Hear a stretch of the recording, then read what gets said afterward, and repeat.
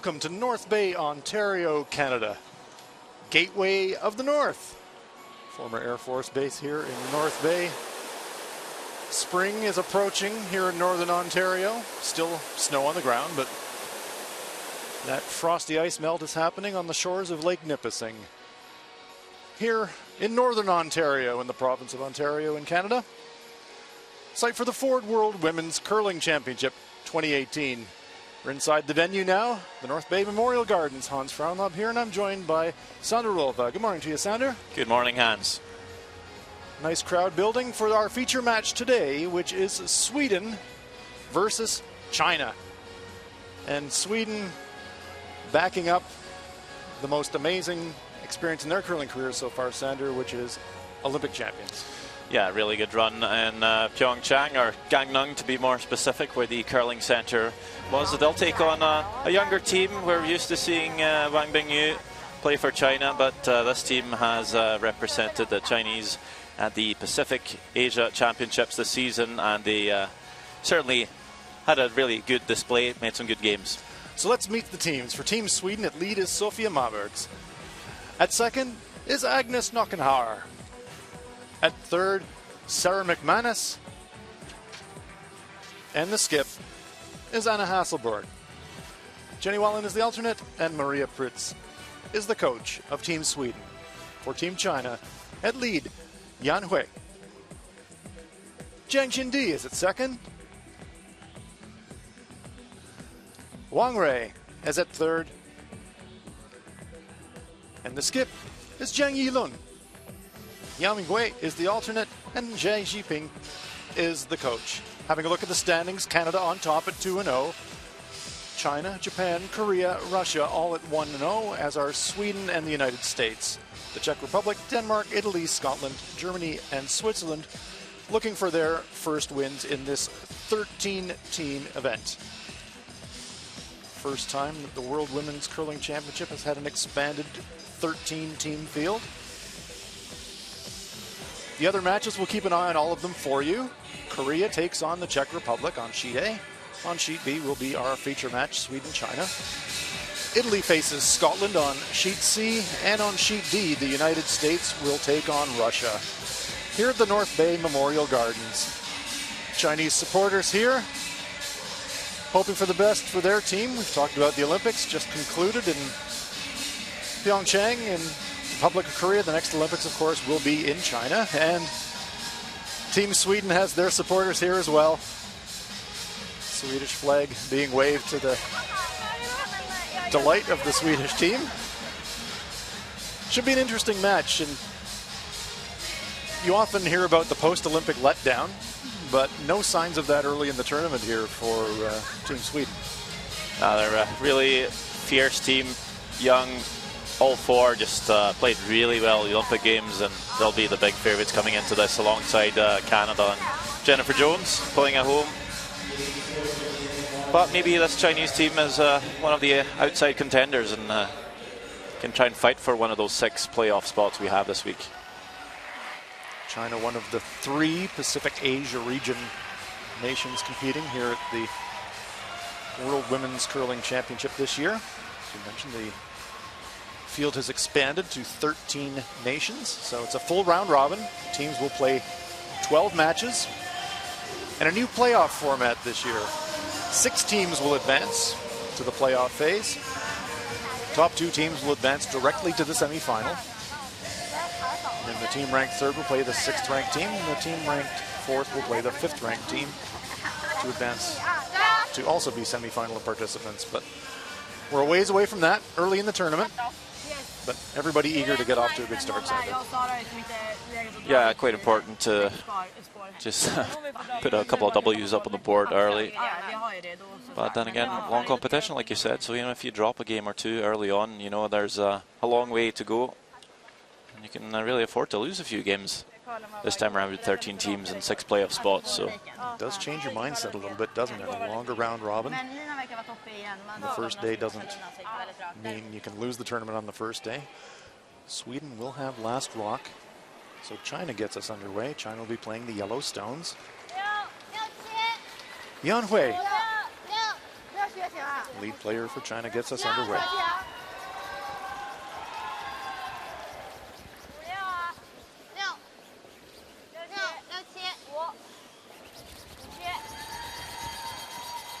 Conservative play first up. Draws the stone into the rings, into that red 4-foot circle.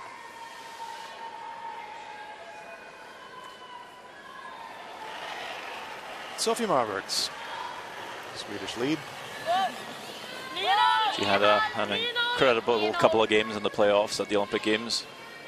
Made pretty much everything, including the tick shots, well, which we might see later on in the game. Well, if you're going to get hot, being in the hot at the playoffs at the Olympics is a great time to do it. And she certainly did, Sander. She played very, very well in Pyeongchang. Just rolling out here, though. Yuan Hui.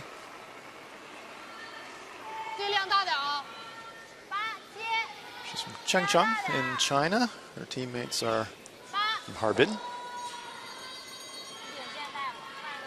There's a second chance here for China to perhaps throw the centre guard, seeing how Sweden did play the hit, but they'll stay a little bit cautious and come into the house again, not taking advantage of the free guard zone. If you ever put that stone in front of the rings early on, Sweden is not allowed to hit it. But we're looking at what could quite possibly be a blank end here. Yeah, pretty safe and conservative early in the first end. All the plays in the rings. Morning draw. Maybe players just want to let the coffee sink in a little bit and then wake up. Ice looks good this morning. A lot of carry in the ice. We'll take a look at the split times and the stopwatches. The players are allowed to use stopwatches in curling. It gives them an idea how fast the stone is going. Zhang Xindi. So I think the ice conditions have been really good from the very, very start. So Chief Ice Technician Jamie Brasa and team have done an excellent job. For them as well, the first couple of draws for them is just trying to adjust and tweak it. But it's been pretty perfect from the very first game. So teams should be pretty happy and should have all the reason to play an offense game. Here is Agnes Knockenhauer.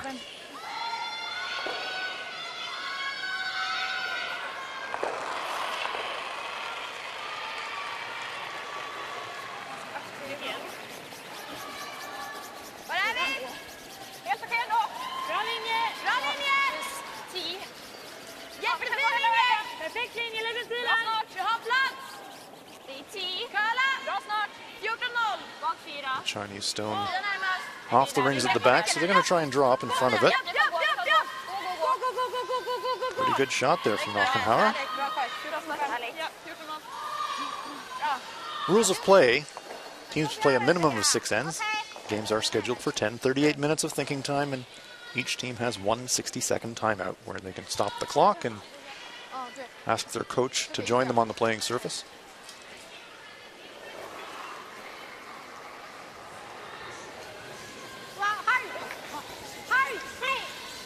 Tricky little shot here. Has to avoid the jam on the back, but she does jam it. So that shot by Knockenhauer paying off. And now all of a sudden, Sweden with a chance to generate a pair just as quickly as that, Sander. Yeah, not a very difficult shot for China, but typical first end. There's a few half shots. That's why I don't mind seeing teams, especially with the last end advantage, just try and get something going. Quite often you'll get a few half shots in the first end while you're still just trying to settle in and figure out the ice. This is what we would call a soft deuce. Just getting a score of 2 without taking much risk and keeping the blank alive. Knockenhauer hits and sticks. Sweden is line 2. Pretty flat. No real chance for a double takeout here, but Zhang Yilun will just look to try and close the house up a little bit, asking her third player, Huang Hui. Try to hit 3/4 of this on the inside and try to roll it towards the other shot. Again, Smarting to hit the widest stone. And then roll in to try and group these to get a double later on. If you ever try and hit the center stone and try and roll, Sweden can then roll back to the other wing, have maximum separation. So nice shot there by Wang Rui. She was half of the Chinese mixed doubles team representing China at the recent Winter Olympics. Here's Sarah McManus.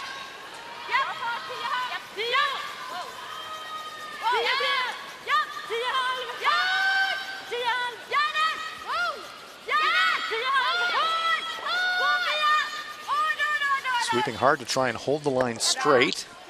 Nose hit. But now the stone's angled much more cozily for China, for Wang Rui to try a double takeout on this one. Good luck at it there from the shooter's end.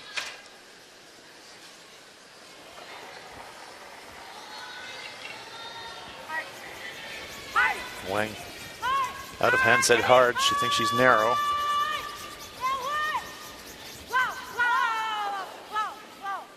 There's one. Pops the other Swedish stone back, but spins across the top. Needed to catch that one a little bit thinner to make the double takeout. So the deuce is still on for Sweden.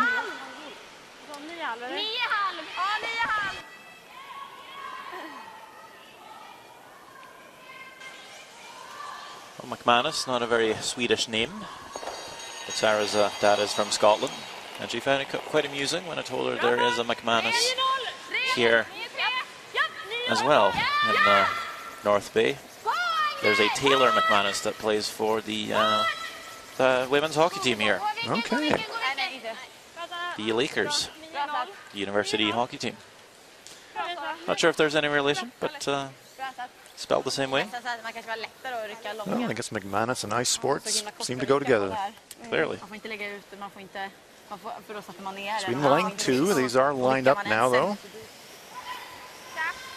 Risk of a jam for China, but they'll be happy to make the double takeout and lose the shooter here and let Sweden blank the first end. The jam would bring the two back into play. Jiang Yilun.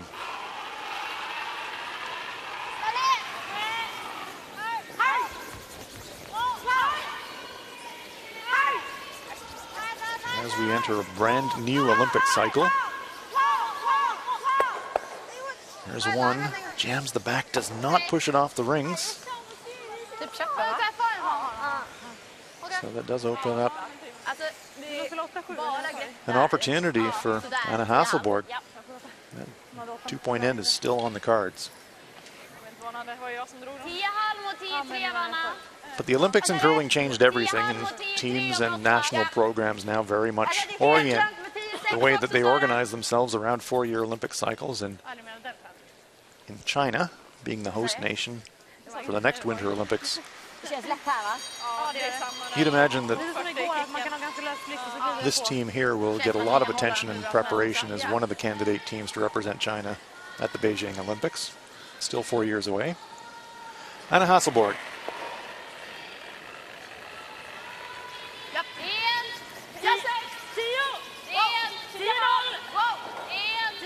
Carrying on a fine tradition of Swedish women's curling.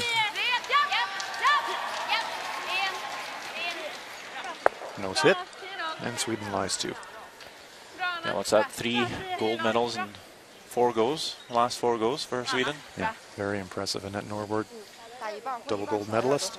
Of course, the legendary Elisabeth Gustafsson, 4-time world champion.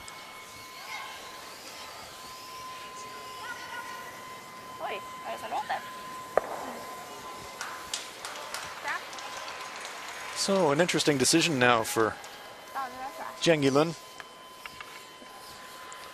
Double takeout's risky if you try to hit it high side to make the double and leave the blank. So I'd imagine the shot here is a hit and rolling to the left as we were looking at it in front of that stone in the back of the 12-foot and hope for a jam and maybe get away with not dropping a deuce. Big weight. Well, looks like she is going to try the double on the outside. But she blows it past the Swedish stone, rolls out of the ring, so it will be a free draw here for Anna Hasselborg. Excellent start for the Swedes. Really go all the way back to that shot to the side of the rings from Agnes Knochenhauer that forced a jam. That really created what you called, Sandra, the soft deuce here for Sweden. A great opportunity now for them to convert. Yeah, but China had more than one chance to make the double here and get out of the end. Just didn't capitalize. So quite a few half shots from China in this first end. Let's see if Hasselborg can finish the task.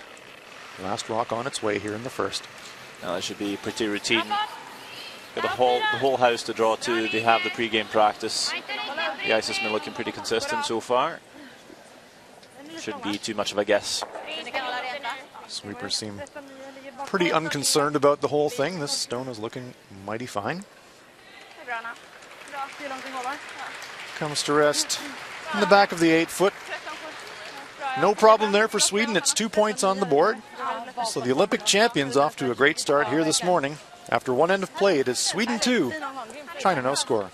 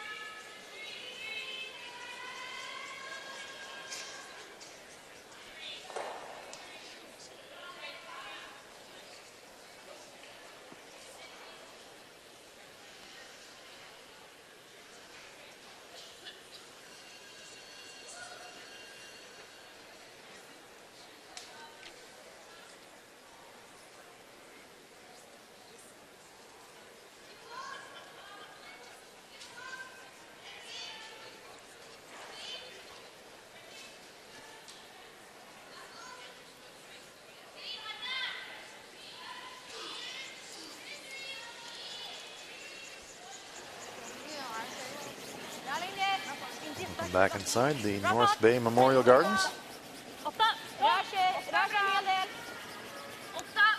Sophie Marburgs gets us underway in the second end of this 10-end game. The scores are tied after 10. We will play an extra end. Sweden with a deuce in the first. China will have last rock here in the second.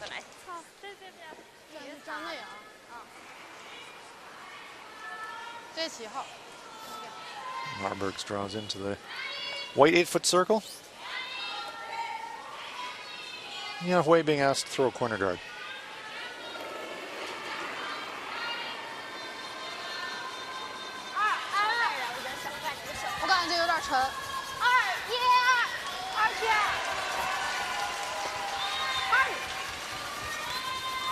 Hui jumps up to join in the sweeping. She threw it. She knew she was light. All hands on deck on the brushing. Getting it past the World Curling Federation logo. It's a long corner guard. Would like that a little bit tighter to the house, I think, Sandra. Yeah, just if the guards are too far away from the house, makes it a little easier for your opponent to come around, curl around the guard and take your stones out. So definitely bring them a little bit closer. So much swing in the ice here. makes every shot very available to the players.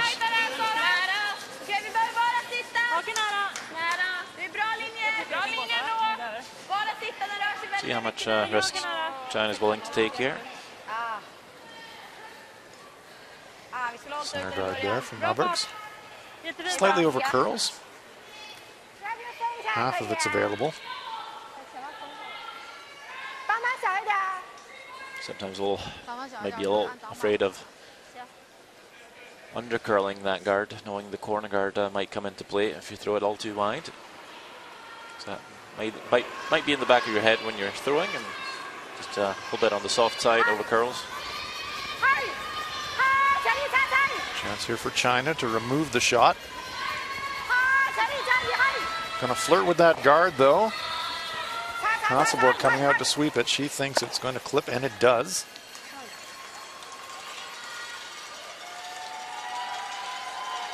Sweeps that stone out of play because it's in the free guard zone area. That stone gets replaced. That's the free guard zone rule being applied. You can move an opponent's stone when it's in the free guard zone, but you cannot remove it completely from play, and that's what happened there. So great chance here for Sweden to really stack up that center. Yeah, it's not a great shot stone, but they know if they throw a long guard here, China's going to want to try and open it up.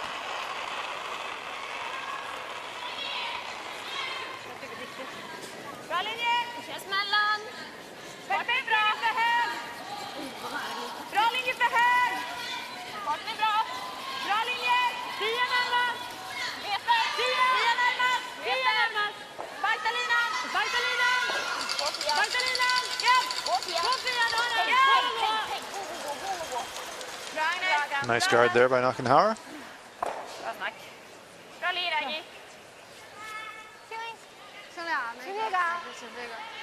One thing I really like about this Swedish team, Sandra, they train really hard, but they're really decisive. They play percentages, they play good percentages, make good decisions almost every time. Yeah, it's hard to find any weaknesses in their game, I think. I agree. Good drawers, good hitters, good teamwork, communication, and sweeping all across the board. So it's a really lethal combination. There's really not much left, is there? No. After that. And they're young too, so I mean they have quite a few years left if they want to play on.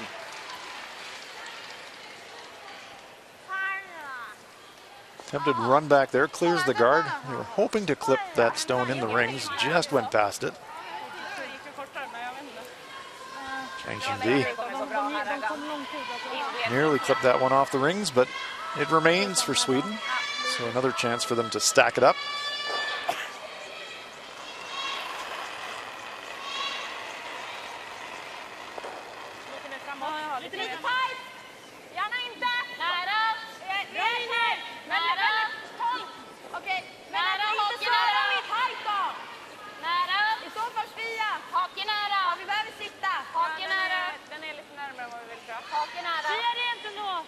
Easing towards the rings. And this one's slightly over curling, so it's going to leave the shot rock open. An error there. You see the Chinese bench. Zhang Shipeng is the coach.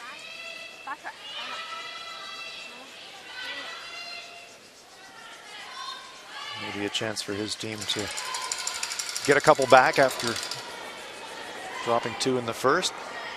Important stone here for Chang-Shin needs to take advantage of that slight Swedish miscue.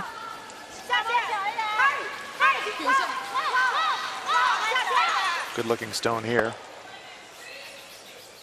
Just eases the Swedish stone through the rings. Nice shot. Maria Prytz. Close to picking up the gold in Sochi 4 years ago. Lost to Jennifer Jones, the team that's representing Canada here this week in North Bay. But it would be unfair to have Sweden win 4 golds in a row, I think. Yeah, peaking every 4 years in the biggest way possible. Maria Pritz had a very fine playing career and now coaching this very bright team.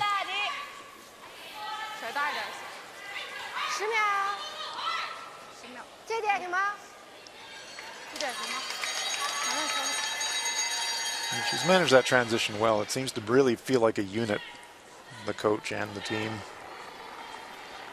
They would have competed against each other when Maria was still playing, and now they're really forming a unit as coach and team.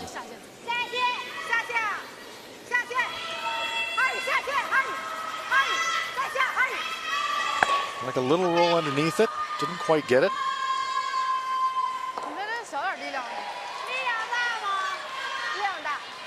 Wang Ray acknowledging where the stone was delivered. Well, you know, the more resources that comes into the curling game, I think the more you'll see different roles in the team, the staff be specialized. You know, back in the day, you might just bring a friend or another curler as a coach, also the alternate, but even a role like being the fifth man, the alternate player on the team, could be something specialized, and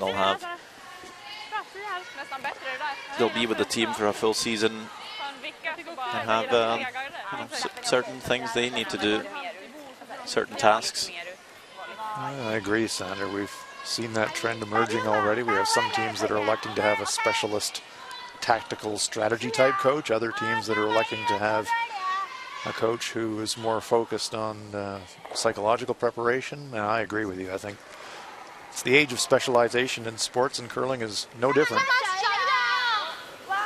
At the same time, I think it's good to have a close-knit group. Indeed. Not too many, because as a curling team, you're so used to just being the four of you on tour. So if you go to a big championship and then all of a sudden you're bringing in 4 and 5 people to be coaching you and having a say, that could be confusing. So just to have that 1 or 2 people on the bench that's with you all the way through a season and through the years, I think that's quite important. I completely agree. Team has to be a team right through the season.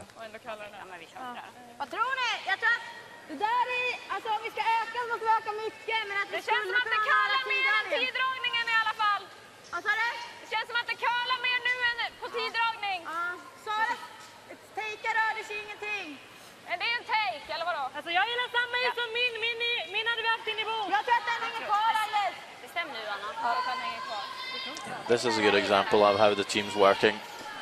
The back end really trusts the front end for information. They're talking about the ice, so really just sharing information, what they think this line will do.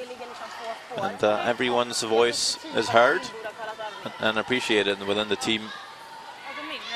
But at the same time, they'll let Anna Hasselborg lead the team up until the point where she needs help. So important. Communications in curling, in every sport, but curling in particular, crucial. And knowing when to chip in, when to back off is so important. And you're right, Sander, this Hasselborg team seems to have it worked out really well. Yeah, they always have very constructive conversations. Never any bickering. But then again, they're winning, so it makes it easier. It's easy to get along well when you're playing well. Winning games. Well, see if they find a line here. They're looking pretty good coming down. It's a very good looking line and good looking weight. That is a pistol. Great shot. Yeah, that team chat paying off.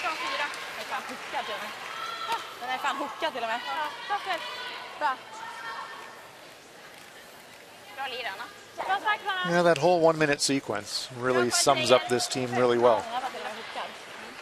Good input, good conversation, great execution, and it pays off in a fantastic result.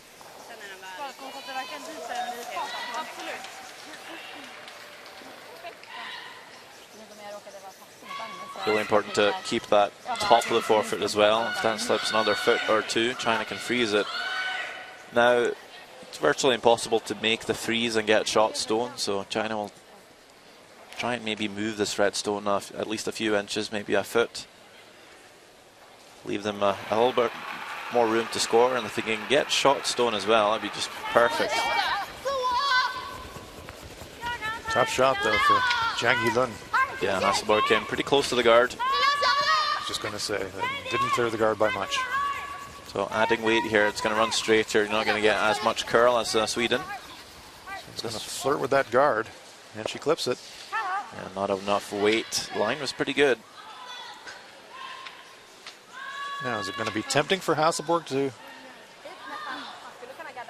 come into that hole and maybe put another one? But it looks like Hasselborg's saying, no, we'll just stick another guard up the top. Don't want to get greedy. Well, just as it lies, only real chance for China to score is to promote one of those two yellows.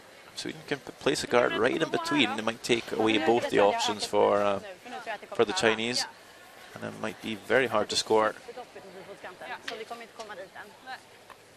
The danger stones are the yellow stones from the Swedish perspective. I feel like the tolerance here is probably to be a little bit on the wide side here. Even if you just guard the outside yellow, it's quite a tight port to come through to catch the yellow stone closest to the center line to promote. And even if you got it, you'd be promoting it away from the button. Yes. Hasselborg.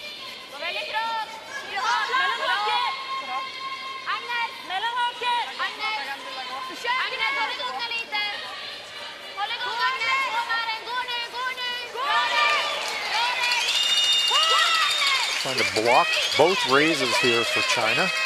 Pretty good looking stone there. She does indeed cover that outside stone. I think that's pretty much the perfect spot. Yeah. It'll be very tough to promote these yellows. Might be able to just squeak the red on the intern side, have it curl just enough to push that yellow stone on an angle back to the shooter. But she will just have to paper that guard just thrown by Hasselborg. She couldn't be able to throw much weight either. Maybe backline weight.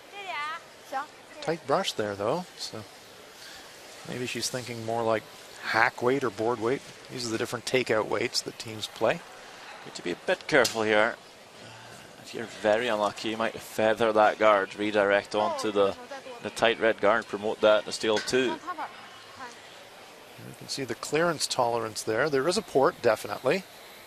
So she can get to that yellow stone just off the center line. She went back to have a longer look at it. She's lining it up, so that's definitely what she's going to play. To make the shot, she's going to have to get by that red guard on the right of our picture.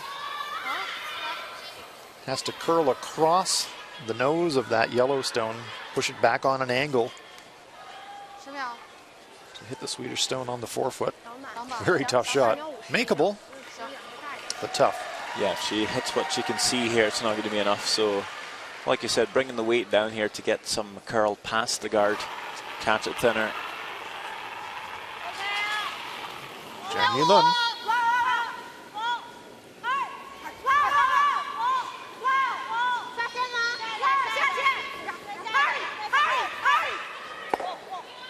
Oh, look at that. Very nice stone by Zhang Yilun.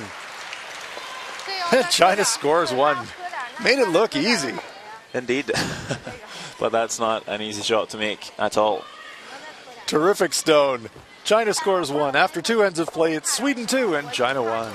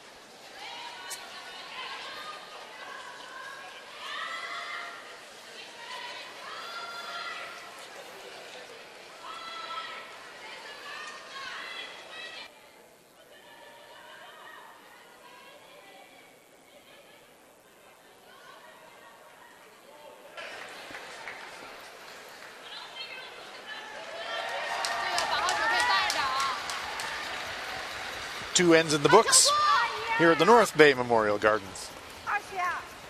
Ford World Women's Curling Championship 2018. We're live from North Bay. Hans Fromm up here with Sander Rolvagen. Sander, that very nice raise for the one. I hate to say early in the game that that's a game saver, but it almost feels that way. If Sweden would have stolen that end and gone up 3-up, you'd be thinking they're just going to hold control and run this game out. So pretty crucial stone there early in the game. Yeah, Sweden are really good front runners. The likes of Knockenhauer just peeling guards from here till Sunday. It's pretty hard to give them a big lead. But now just a 1-point deficit, so it's very much open. Lots of curling left in this one. And that's a better corner guard. This time by Sweden. Just right on that forward logo. It's a pretty good spot for it. Tight to the rings, definitely usable. Yan Hui.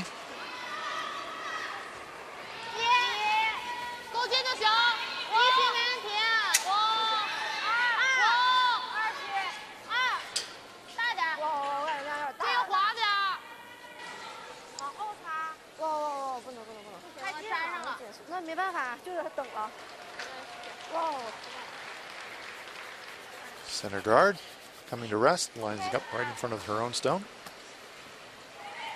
Taking a look at some of the other matches. Korea versus the Czech Republic.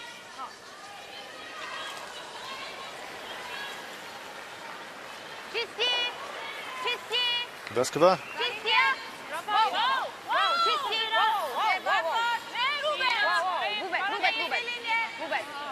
Playing against the Olympic silver medalists. Hits and rolls out, so it's a steal for Korea. And Jung Kim. I'll tell you, there's quite a few Korean fans in here this week. I'm not sure if they're been flying over from South Korea or not, but lots of support. And another update game for you, United States against Russia. Tori Moiseeva.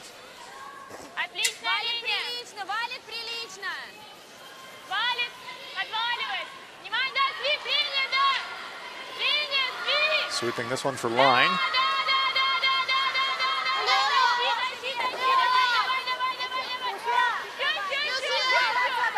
Trying to get him past that American stone on the forehand, but oh, very nicely swept by Team Russia. And that's a 2-point end for them. So they're up 2-0 after 2. Returning to our feature match. Sweden versus China. There from Zhang Jindi, throwing it deep in the rings. Just biting the back 12-foot. And Hasselborg looking now to remove the center guards. The free guard zone part of the end is over. So it's blast away time for Agnes Knockenhauer. Powerful second player for Sweden.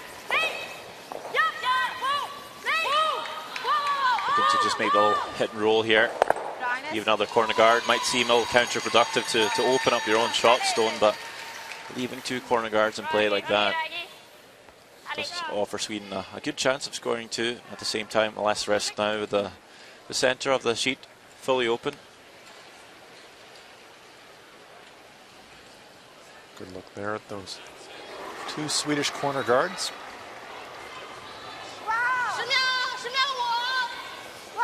Zhang Jindi.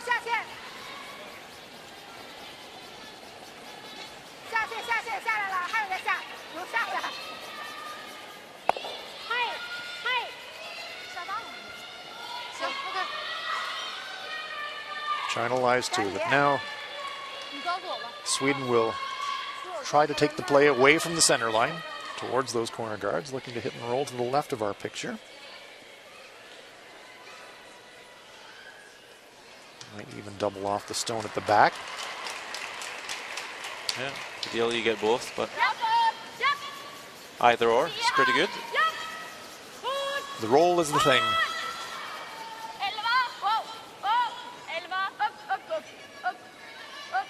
Very dainty control type weight here. Noses it. Rolls it back to the center. Not sure that was plan A, but they'll take it.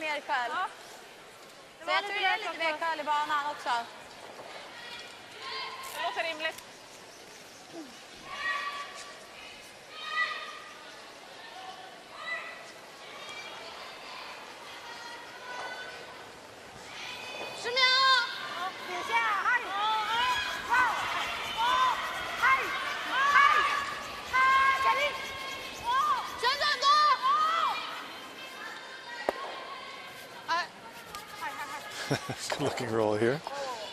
Shang had to flip her brush around to get it on the ice, but that stone rolls behind that corner guard. Behind the D-line though, so chance here for Sweden to draw up to it, but a nice shot and a nice roll there for Wang Ray. There you see, perfectly buried behind that corner. Sarah McManus with an opportunity now to draw up in front of that Chinese stone.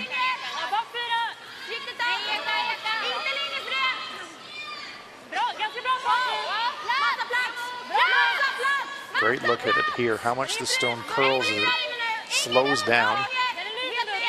Well by the guard. They don't want to bounce the Chinese stone, they want to sit directly in front of it. Look at this, look at this. Perfect, great shot by Sarah McManus. Couldn't carry it down any better.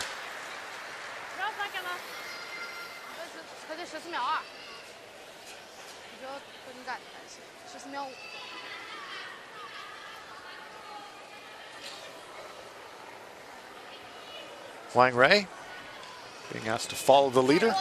Same shot.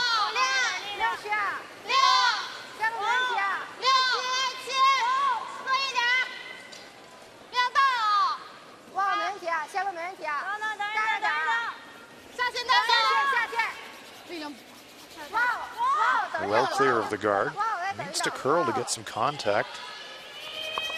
Not bad weight, but just a little full in the line. Sits in the open. Not super easy for Sweden to make a pass at it, but no risk of a jam on their own. Anna Hasselborg saying, where do we want to leave the roll here? Nice look at it there. Nearly fully available for McManus. Should be looking to hit about half of that rock on the brush side, I think, and roll it to the center.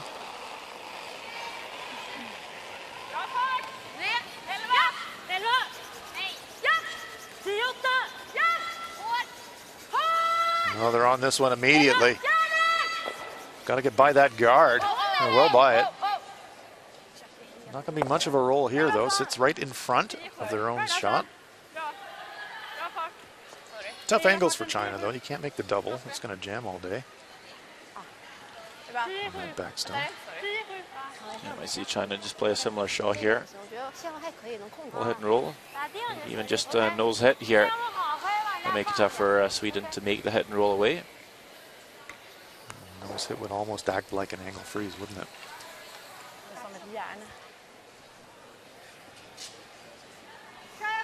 Sweden with the hammer here. Last rock on end number 3.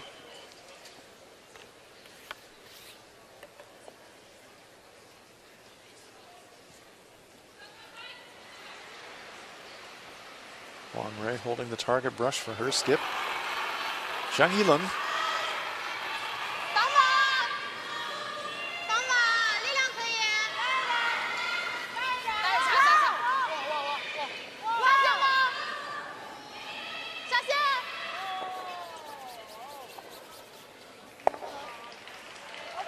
They do sit their own stone. Pretty much on the nose, just kind of an annoying spot really for Anna Hasselborg. Not too much risk of a jam, but she has to be careful where she leaves her shot rock. She hasn't got much room to roll on the inside.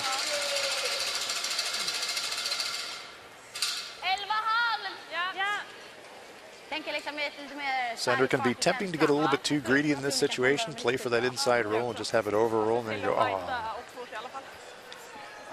Yeah. Definitely. I think they'd love a tiny roll, but again, just even a nose hit here is not terrible. Maybe just nudge in a few inches.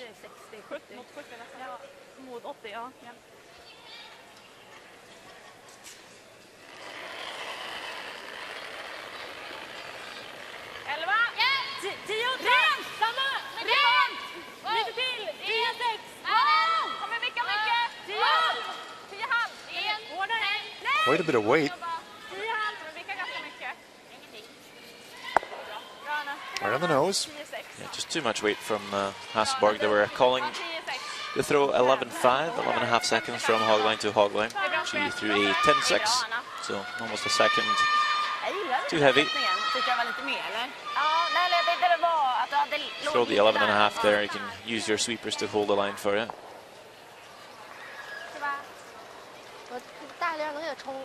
The decision here for China is you hit this stone and just sliver that one red stone. Can you generate enough momentum to maybe push it out sideways, or is it just angled in a way that it's always going to jam? The stones are quite lively. I think you'd have to throw quite a lot of weight. It does look like they'll just throw a similar shot to what they did.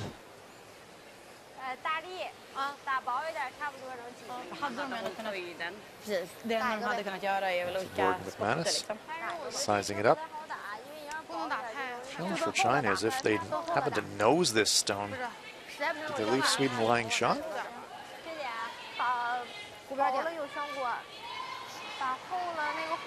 Stone's near the front of that 8-foot circle.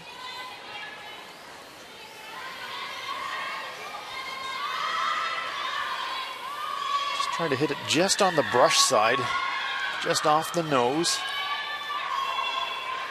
Just clip that red stone just fractionally going by. Maybe push it out of the rings. Would be a sensational shot if she makes it. That stone thrown earlier by Sarah McManus. It's on an angle, so it's going to be very difficult to push it out. Lots of weight.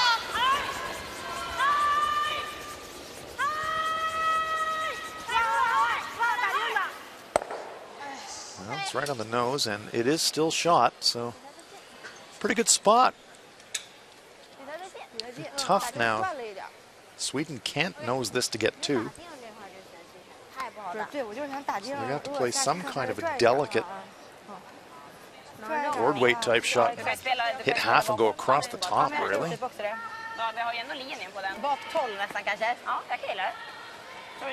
What are they considering here, Sander? Just throwing a back 12 weight.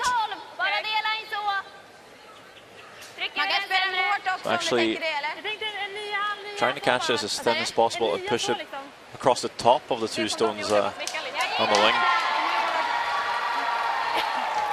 That way, maybe make the roll.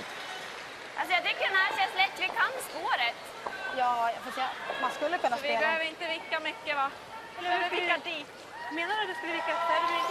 Nej, alltså. Nej, jag tycker in. Jag tycker den är ju att det är precis svår. Ja, det båda, ja, absolut. Alltså skulle vi toucha här lite, jag är inte renat heller. Nej. Kanske vi istället spela så. Spela en 8. It's potentially a shot for two. Jag tror det är en centi om kappen byter. Vi ska bara toucha det vita. Ja, precis. Jag tror det, Sara. Och skulle vi chappa så av en etta? Ja, och chappa vi av en etta. Och skulle vi vara lite här så går det ingenstans. Ja, nej, precis. Are they talking about making a play on the yellow, and they say if we clip the red, it's still okay, and we get our two that way? It's a bit dangerous, though. They're looking at it. Yellow driving it on, hit half the red, lose the back one, spill the other one out. This is flirting with danger a little bit. Be very precise. If you ever hit half and just drove it, jammed it on, you're going to drop a steal. They'll throw this one safe. They're saying, you know, if they make the nose hit, they score one here. So just try and catch it ever so slightly on the right-hand side here. Just tickle that red to get their two. So throwing this to the sweepers, I think. That's the plan for Hasselborg. Let the sweepers make the shot. Well, here we go. Last stone, event number 3 for Anna Hasselborg.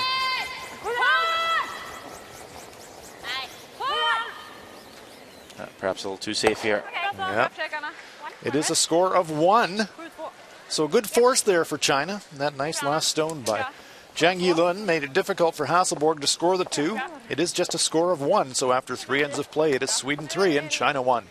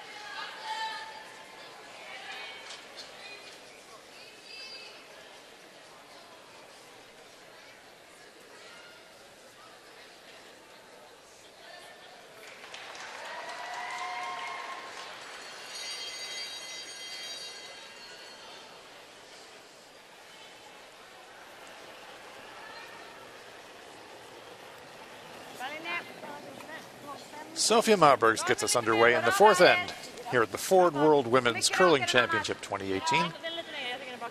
We're live from the North Bay Memorial Gardens in North Bay, Ontario, the gateway to Northern Ontario.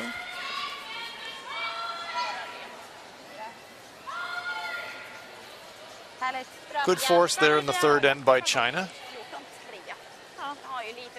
They've got last rock here in the 4th, trailing by 2.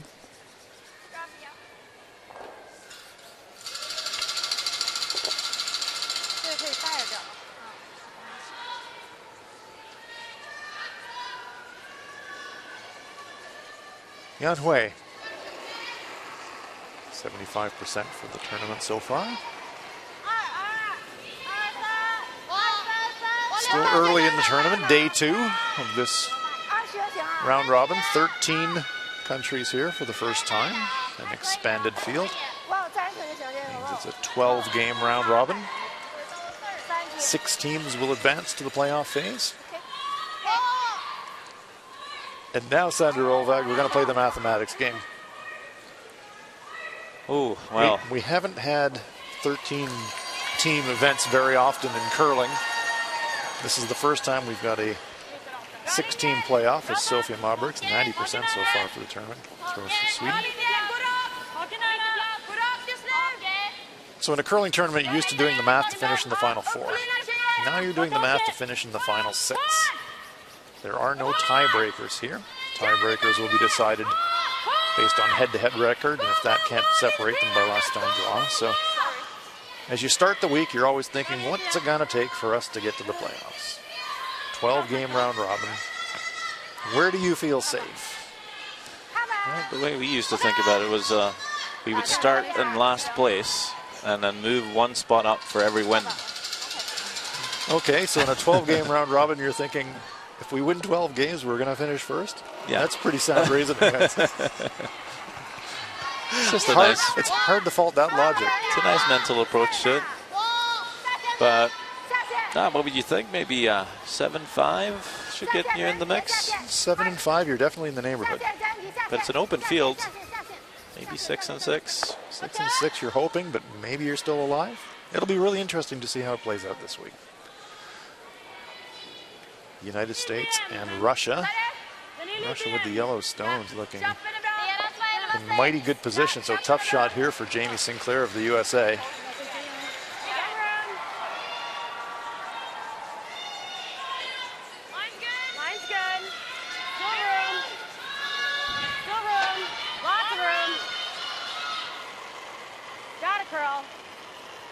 This one tracking. Needs to get into that 4-foot circle, but doesn't look like it's going to curl enough. Nice weight, but just not enough curl. It is a steal of 1 for Russia.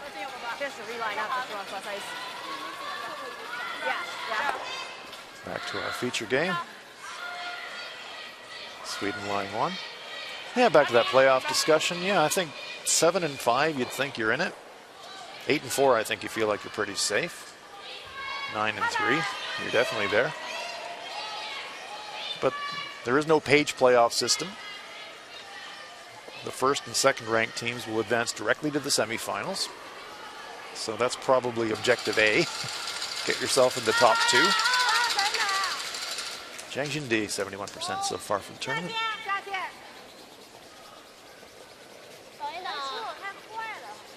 So the top ranked, two top ranked teams advance directly to the semis. The team that's ranked 3rd will play against the 6th ranked team in one qualifying game, and the 4th will play the 5th ranked team in the other qualifying game. Top ranked team would play the lowest ranked team in one semifinal, and the 2nd ranked team would play the other team in the semifinal. The winners advance to the gold medal match. New format here this year. It's going to be really exciting, I think, for playoff time. Agnes Knockenhauer, 90%. I'll tell you what, it'll be harder to go undefeated. No doubt. No doubt. Only one women's team have done that in the history of the World Championships, and that was last year. Last year, Rachel Holm ran the table to become world champion. Team Holman had a disappointing Olympic Games from a Canadian perspective, but they were certainly dominant at last year's World Women's Curling Championship, and Canada represented this year by Jennifer Jones. They're off to a good start here in North Bay.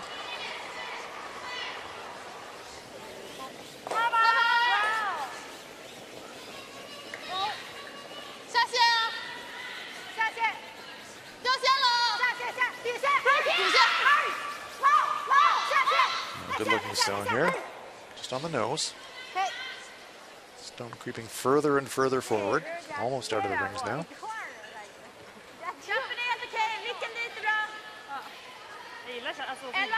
Cheshire. A smile for her teammates. Sarah McManus, 93%. That is mighty fine shooting at the 3rd position.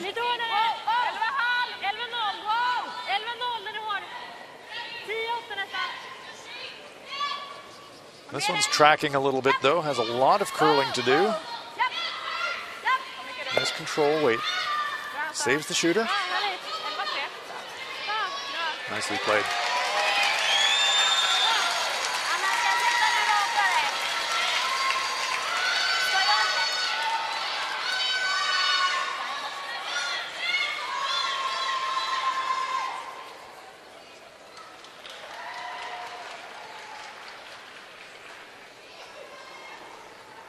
Wang Rei, 72% so far for the tournament. Wang and her teammate Badishin, Chinese mixed doubles representatives at the Pyeongchang Winter Olympic Games. And safe to say, Sander, that I think the debut of mixed doubles at the Olympics was a resounding success. It was very well received around the world.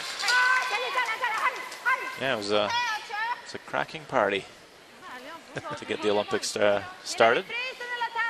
Quick update across the games here in this session. Korea leading Czech Republic 2-0. Sweden leading China 3-1 in our feature game.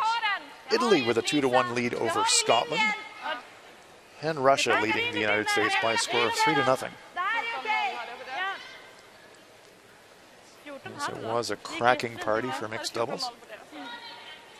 Excellent debut on the Olympic program, and was really one of the pleasant surprise packages out of the entire Winter Olympics from my perspective. I think fair to say that mixed doubles has earned its place on the Olympic program and is going to be there to stay for quite some time.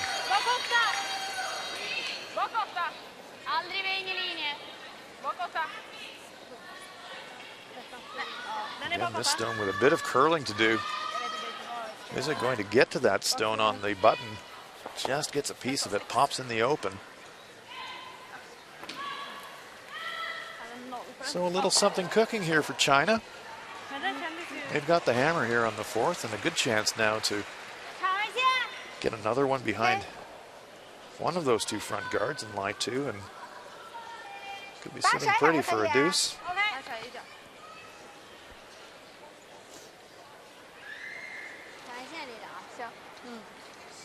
China will be the host of the next Winter Olympic Games in Beijing.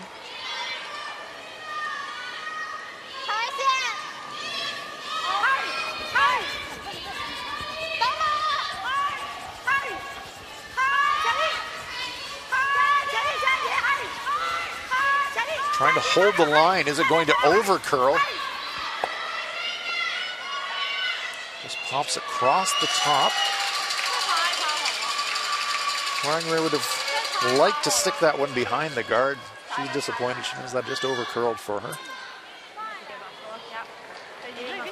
Chance for Sweden now to get out of the end with a double takeout. We're going to have to flirt with that yellow guard on the left of our picture to make the double takeout, though. Yeah, I think if Wangray rolls just an inch shorter, the double's really easy. Kind of tough now. Might just see them play the hit and roll.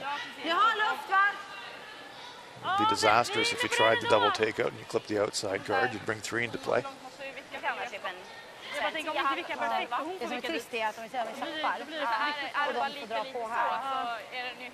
Good look at it there from our overhead position.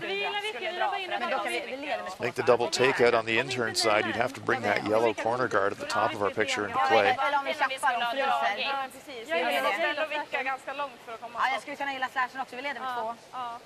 Skulle de komma ner hit och frysa så har du... Ja, så det räcker. Ja, det har så räcker. Det är ingen gimme, jag kan spela inifrån, men...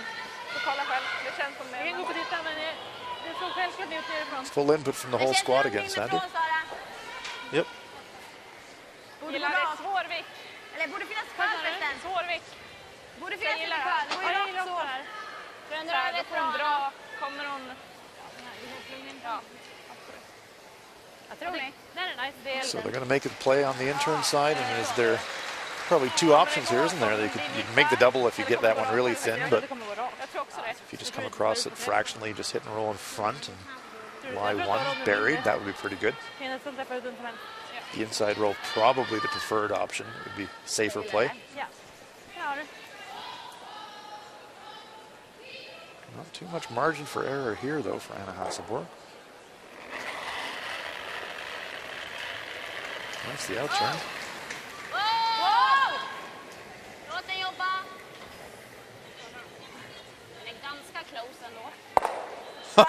Oh my goodness.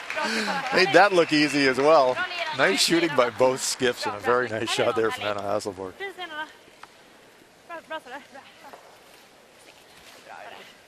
Threads the needle between the guards.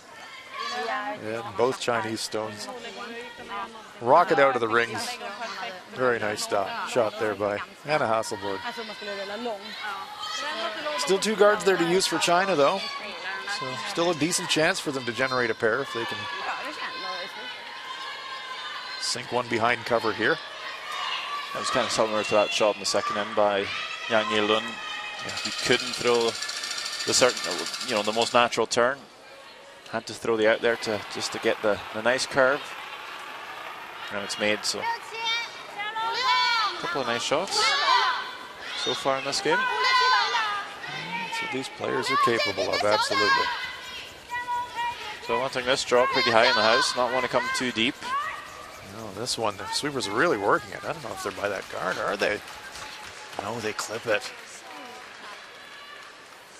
Well, that's an opportunity gone now for China, and a huge chance now for Sweden to use that center guard and maybe set up a possible steal all of a sudden your mindset switches from force to steal. I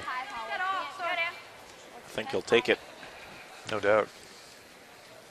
Det där är bara stenen. Den här var ju en riktigt så gött. Vill du ha råd med mer? Vill du ha det där? Jag gillar det där. Jag tänker din gadd låg ändå kvar så mycket. Jag tänker även om man skulle bara få in det så är det ganska svårt. Yeah, surprising wreck there for China. That was a longish guard. Lots of room to get by it and still hide behind it. A great chance here for Sweden.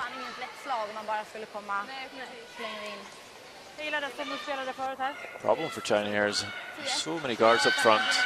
The whole left side is taking away the end-turn draw. Sweden can then come in anywhere in the top of the house, even top 12. It's really tough to get in for a point. Yeah, all the avenues to that destination of the button area looking pretty sketchy here for China if Hasselborg can sink this one. This one well by the guard. Don't want to slide behind that tee line, but they do fractionally. Yeah, a foot shorter there, and it's pretty perfect. Now there is a chance for China to follow that down, but they'll have to move it though. Good look at it there. That stone of Hasselborg's completely buried, just past the tee line, so a chance for Jiang Yilun just to follow it down, just push it a couple of centimeters, and China can save the end. Hasselborg will be a bit disappointed with that. Sanders said that one's front of the button instead of the back of the button. This shot isn't there for China, but last stone on its way here. And number 4. Let's take a look at the interval times. Time between the hog lines. Looking in around 14 seconds for a draw. Maybe closer to 13 and a half with the bump. It's more than that. Yeah, it's definitely enough weight to bump it. Oh, good looking shot. Well controlled, well played. Very nice stone by Jiang Yilun. Single point for China. And they're keeping this one close. They forced in the third. They're forced to one themselves. After 4 ends of play in this 10-end game, Sweden 3, China 2.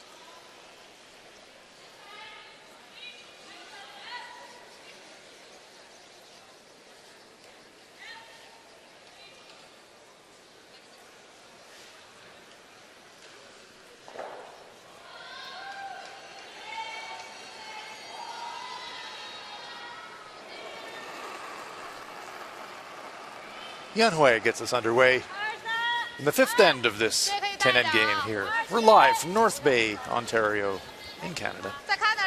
Ford World Women's Curling Championship 2018. China facing the current Olympic gold medalists. Anna Hasselborg and her teammates from Sweden. Sweden with last rock here in the 5th. Center guard. Sophie Maberg's being asked to throw a corner guard, so it's game on here in the 5th.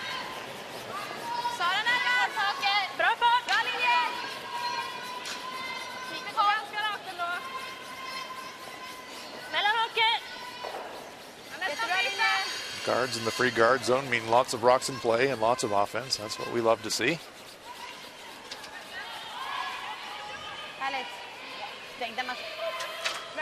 Stone comes to rest in a good usable position for Sweden.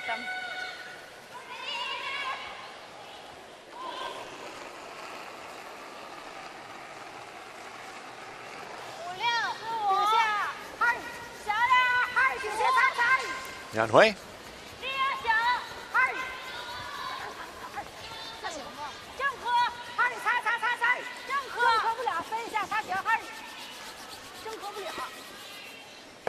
Looking to come around that center guard, but taps it. 3 guards now.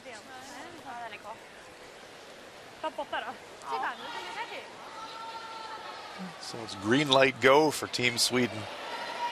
They've got the hammer here in the 5th. Guards up front.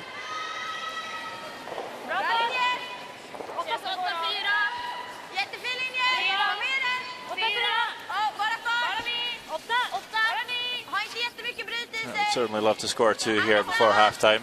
3-point lead. Coming into the break. Always a nice feeling.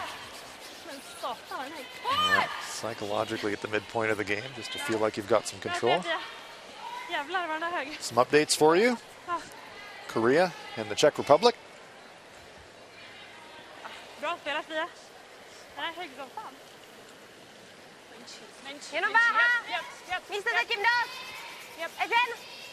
Kreskova. The Czech Republic.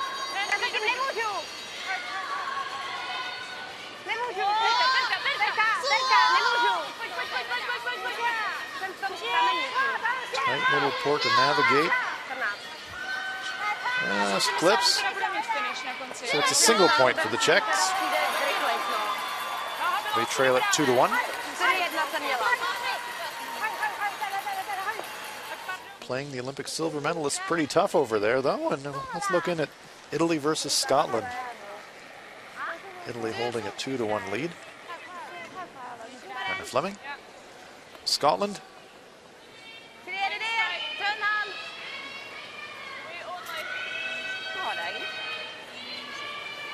We're used to seeing the Eve Muirhead team here representing Scotland, but Team Fleming defeated them in the qualifying match to earn their place representing Scotland here at the World Women's Championship, and a very nice draw there for 2. So Scotland into the lead after 4 ends of play.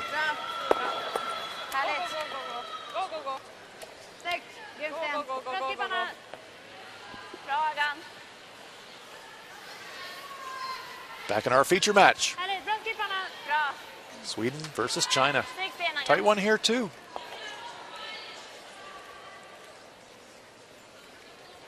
Sweden leading by 3-2. China's feeling like they're still in this game.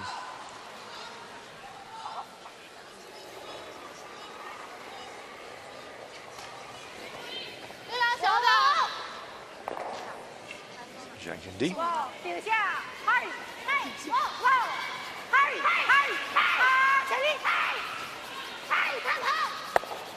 Looking for an inside roll behind those guards. Rolls it into the button area.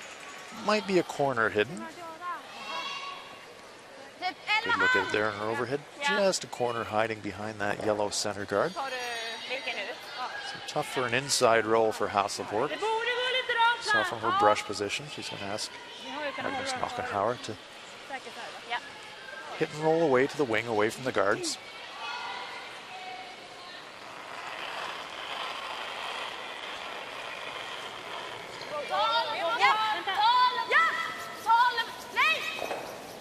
Concentration on the expression of Knockenhauer.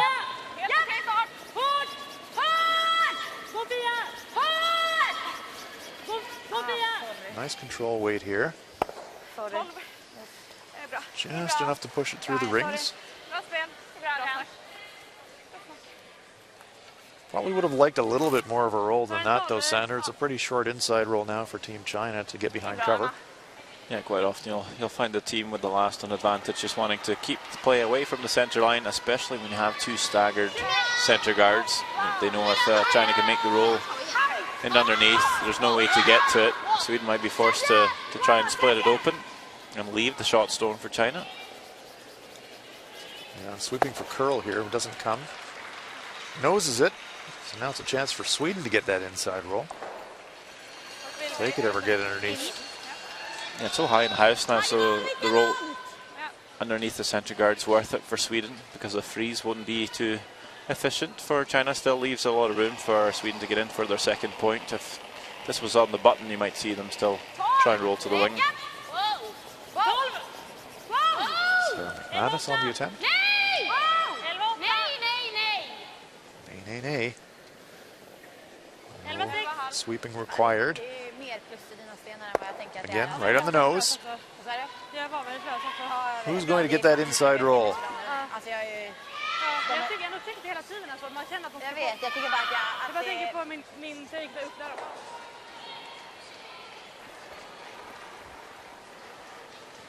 Time for Huang Ray to give it a try.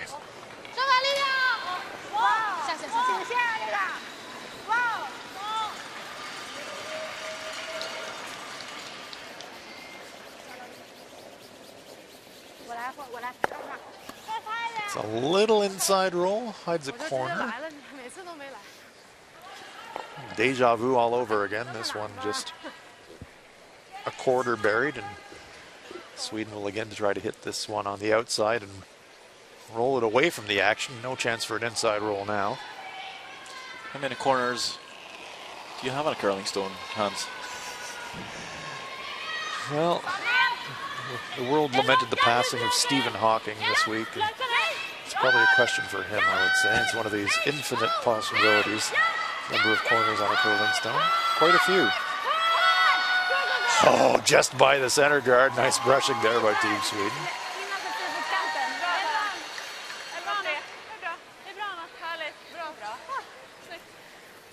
A brief passage of time.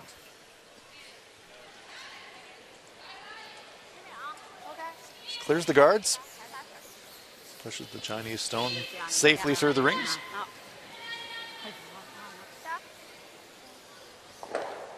Curling would be a much different game if they made the stone square.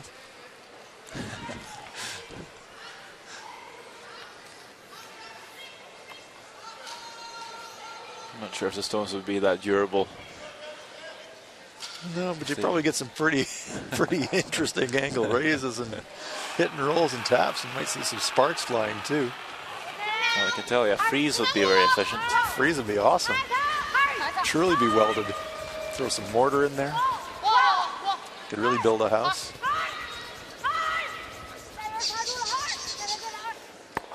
Trying to save that shooter behind the guards, but it spins to the wing. And are they going to cover behind the corner guard now? Well, not bad. Would have loved it to stay behind that center, but from Team China's perspective, if you can force Sweden to take one in this end, that's not bad. Are they lined up?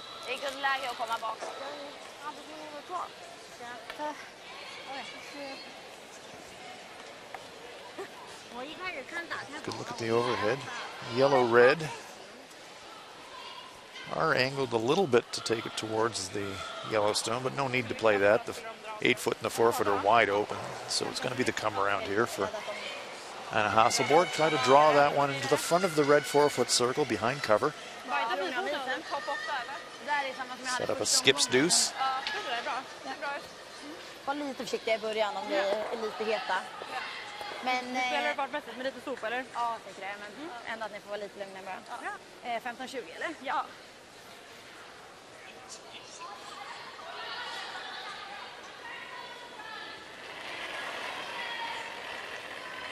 Hasselborg was fractionally heavy with a draw earlier in the game. And by fractionally, I mean literally centimeters. Looking to keep this one in front of the tee line. Take a look at the interval split. Hog to hog. 14-8. It's pretty pacey as far as the ice goes. This one's coming to rest.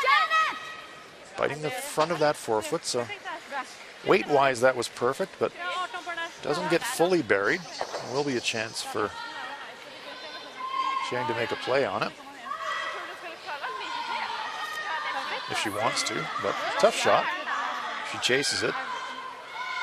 Could hit it thin and give Sweden a chance for two. It's going to be the in-turn come around. That's an interesting call. You like this call, Sandra? Yeah, well, I'd say it's no more difficult than chasing the red. It's a draw. Yep, that stone is half buried, so to make a play on it, it's a pretty delicate stone. And if she can ever get this stone to the back of the forefoot, could set up a steal. There's a great look at it from the outturn side. You know, chase that red, you crash on the yellow, you promote that that red stone on the top of the 12. It's a draw for 3. Right. So much more risk. This is just a draw. Your skip, you should make them, and if you can make a good one here, you might even steal. So yeah, definitely like the call. Chang Yi-lun.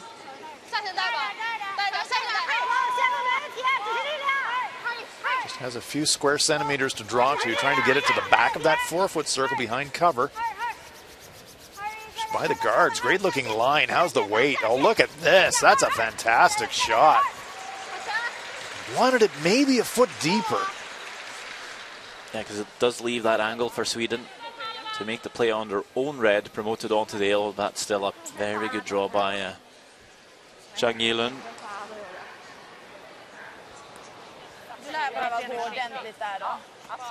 Tough to get this for 2 though. Keep the shooter around. Depends how cute you want to be. Either just try and catch this piece with any kind of weight and promote it onto the yellow for 1. Or you bring the weight down here, try and catch maybe a half. Trying to leave the shooter in the 8-foot for a score of 2. There's a smile from Chang Yi-lun. Wang Wei saying, yeah, no problem. And just throw it to the forefoot around the pile. Shots there for Anna Hasselborg, but she'll have to be very precise with her weight. Hack weight plus. It needs to be quiet enough to save her shooter if she's going to try to make the angle tap, remove the Chinese stone and keep her own stone in the 8-foot for second shot. Here we go.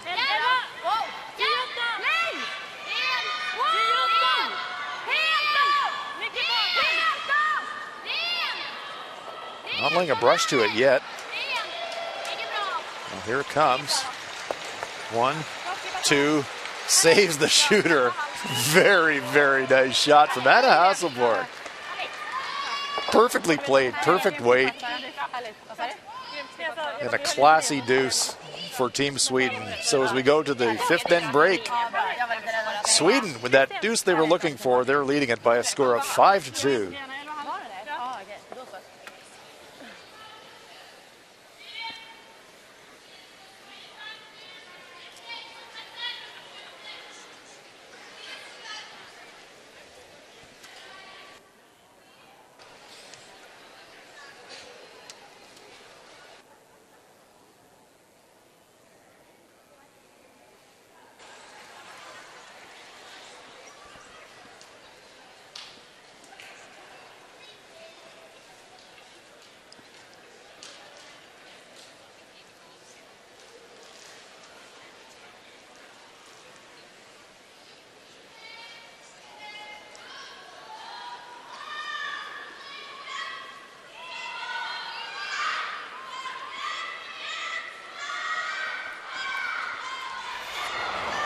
Highlights of our match between Sweden and China in the first end.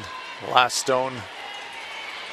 Sweden's Anna Hasselborg has the entire house to draw to get off to a great start. Stone comes to rest in the back 8-foot. And Sweden opens their account with a deuce, leading it by a score of 2-0 after 1. In the third end. Last stone for Hasselborg. A chance for two, but a delicate shot. She has to hit it really precisely. Just goes across it, and it's a score of 1 for Sweden. So a good force there for China.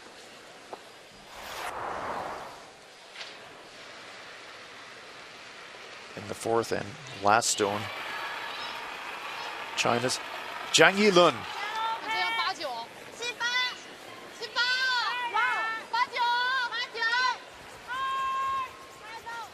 Has to navigate past the center guard. Has to bump that stone back, and she does. Perfect shot from Zhang Yilun. It's a single for China, keeping them in this game. We'll look across all of the matches here in session number 3. Korea is leading the Czech Republic by a score of 3-1. In our feature match, Sweden leading China by a score of 5-2. Scotland leading Italy by 3-2. And Russia leading the USA by a 4-1 score here at the North Bay Memorial Gardens in North Bay, Canada. Here's the shooting percentages. Sweden with a decided edge in the individual shooting department. Really leading on both draws and takeouts. Quite comprehensive. China really struggling with their draw weight. Team Sweden refueling here at the 5th end break. They'll be feeling quite confident after that 2-point end in the 5th center. They're looking very composed. Yeah, game plan really, except for the fourth and third, it's a perfect game plan. Scored a couple of deuces, up by 3. So feel pretty good with this. And as a coach, there's not much you can say, really. Just keep doing what you're doing. Keep going. Maybe try and focus on a few key things of the game. Maybe ask a few questions about the ice, just to let the team start talking, share some information. Team China in their huddle at the midpoint, taking on some nutrition to keep them going through the second half of this game here at the Ford World Women's Curling Championship.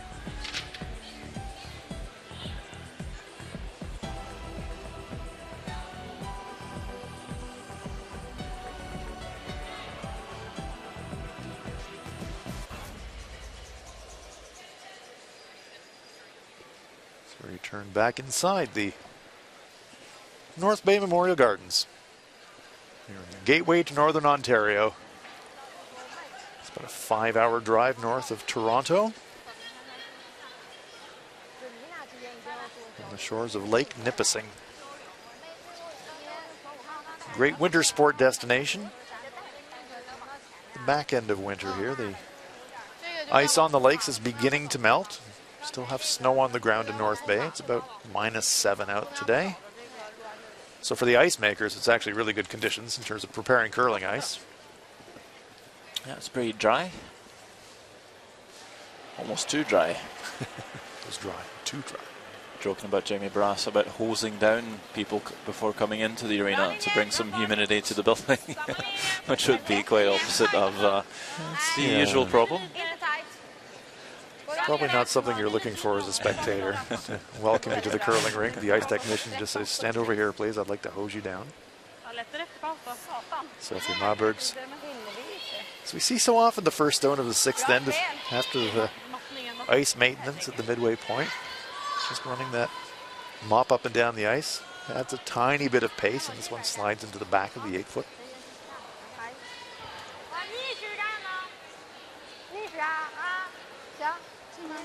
Playing conditions are excellent here for the athletes.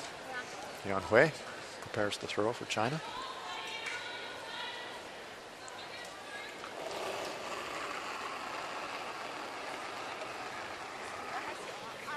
This arena, the North Bay Memorial Gardens, the usual home of the North Bay Battalion of the Ontario Junior Hockey League. They've vacated the premises for this week's Ford World Women's Curling Championship. Great venue for spectators. It's really close to the action. That's ideal for curling.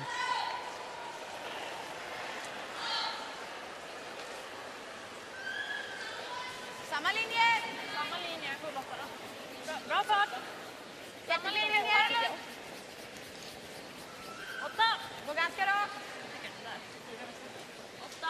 Den är lite innanför. Sander, as we heard yesterday on the opening day with the opening ceremonies, it's also a venue that can get really loud. So it can be a very lively venue as well. A bit less so this morning with Canada not playing, but also the morning after St. Patrick's Day.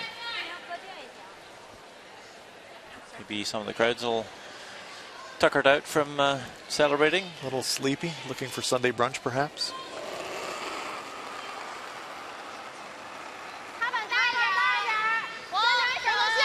Wide awake here is Yan Hui.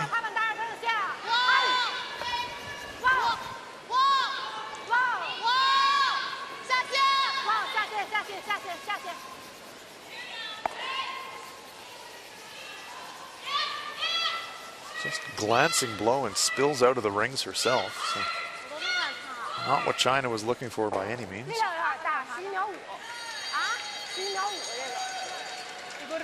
China does have last rock here in the 6th.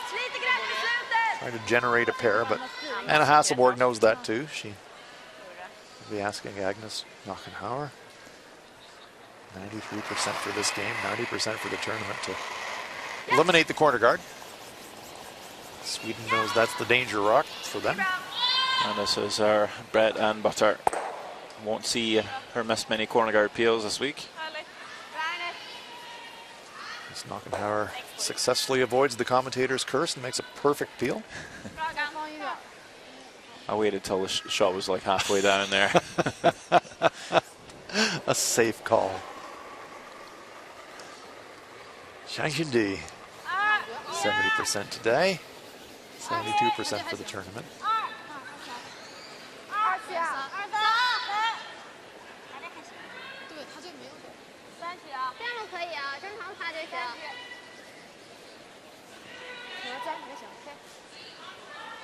Trying to set a stone in front of the rings that they can use.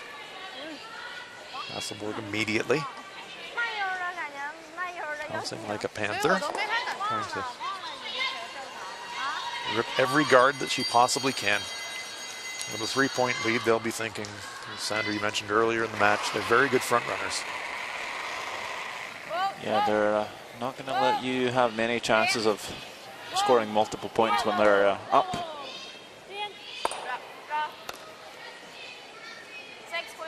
Another perfect peel by Agnes Knochenhauer. Sander Rolveg sound prescient. Not missing those peels.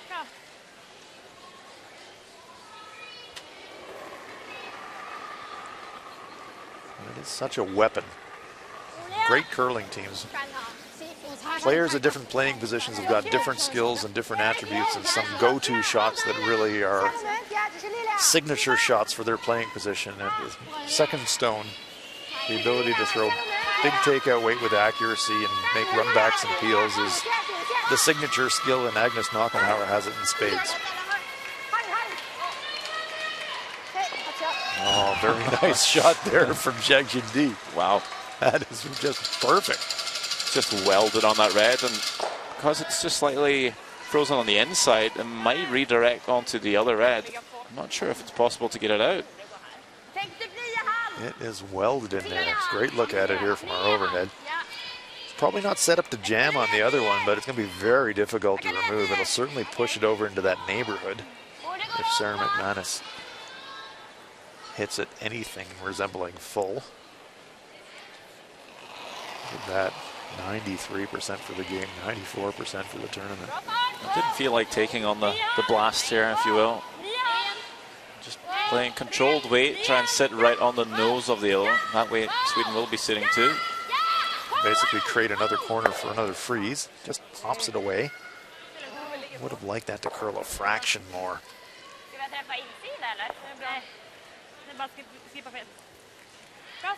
She looks a bit surprised when that one didn't curl.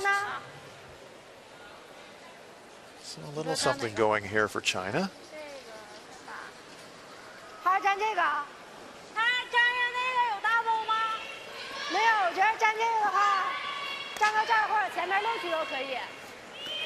Wang Rei's going to come down and take a look.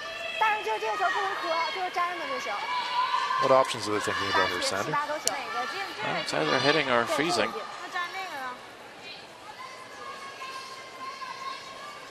You can go to answer, hit or draw. It's usually two things that you can do to freeze the red one here. Maybe try and... Is the yellow line shot you with the keen eye, Hans? I think so. Side angle, I don't know. It looks like red is slightly closer. No, yellow. I think yellow is shot. Corner freeze and sit for second and third. That would be very good for China. They can take care of the red stone and the back eight later on. Did you happen to nudge the red just to be sure? It wouldn't be too bad. Now they're thinking about maybe freezing the back one. Yeah, if yellow is second shot, I don't mind the freeze on the back one, on the center line. That brings 3 into play. Definitely playing the freeze on the wing. Kind of group your stones. If you're not perfect, you can leave a double. You could do that with this one too. Wang Rei, Olympic mixed doubles player. She's used to playing freezes.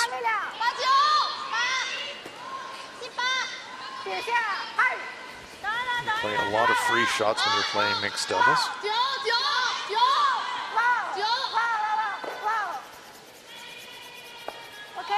Just a little tiny bump. We're going to jump over live and look at USA versus Russia.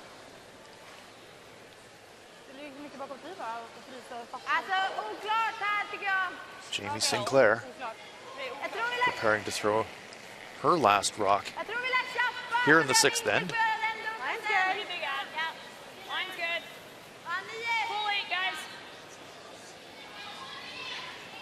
No backing yet. Okay, you can be to it. Straight. Gotta be straight if we're to it. Yep, come on. Yep, come on. Monica, yes. Yes, you gotta go and stay on it. Yep, go, go, go. Go, Monica. Well, you'd have to call that a major sweeping error. It is a steal of 1 for Russia. They were just undecided about the weight. Needed to hold the sweep it for line. I have no idea why they didn't do that, but it's a steal of 1 for Russia. I know we were on it. We had to go to stay straight. Back to our feature match.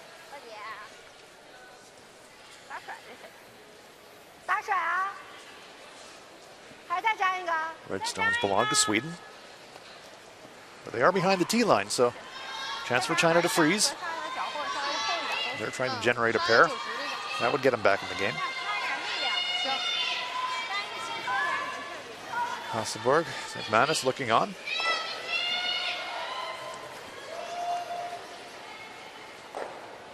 Wang Rei, fractionally heavy with her last freeze attempt.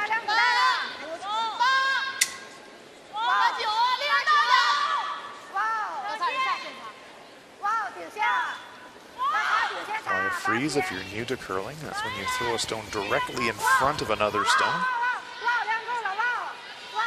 Again, just a hair heavy. Better line. You can see. Like Ray. Oh man. 6 inches and that's a pistol.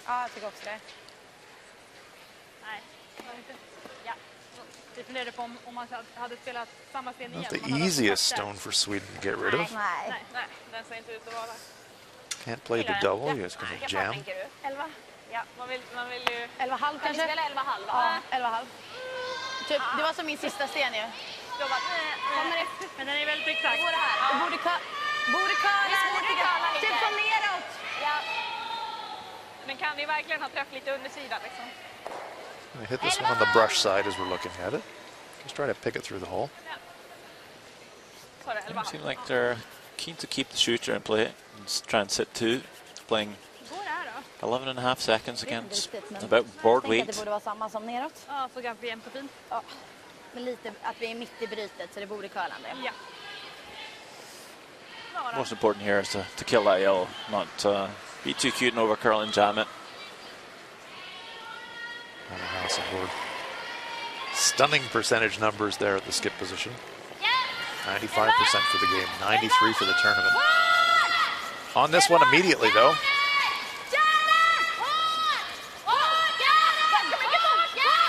Do not want to over curl and jam. Oh, very nice shot by Hasselborg. Just rolls out of second shot position, however.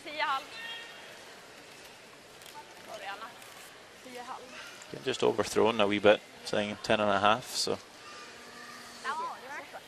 just throwing a bit too much weight for those board weight shots. Then again, with the line, couldn't really afford to throw it much softer. Yeah, that over curls and you throw it soft and you jam. And she said Sander job 1 was to remove the shot. You're up 3. You don't want to bring 3 into play by any means.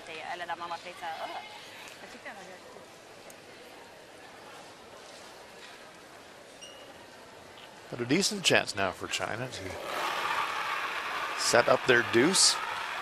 Zhang Yulun, 68% today, 78% for the tournament.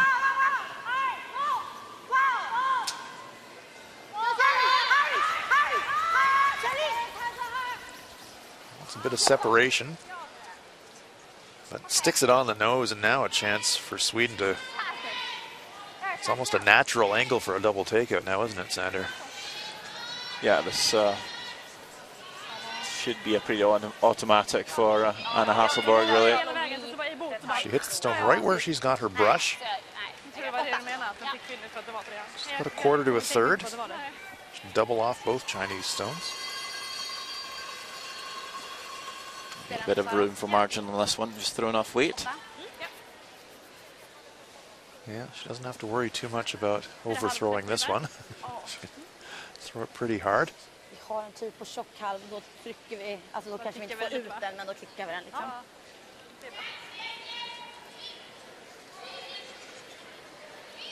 Sarah McManus holding the target for Anna Hasselborg.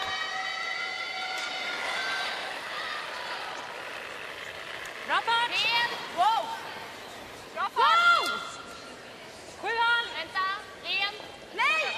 Ren! Waiting for it to curl. Got one, got 2. Easy as you like.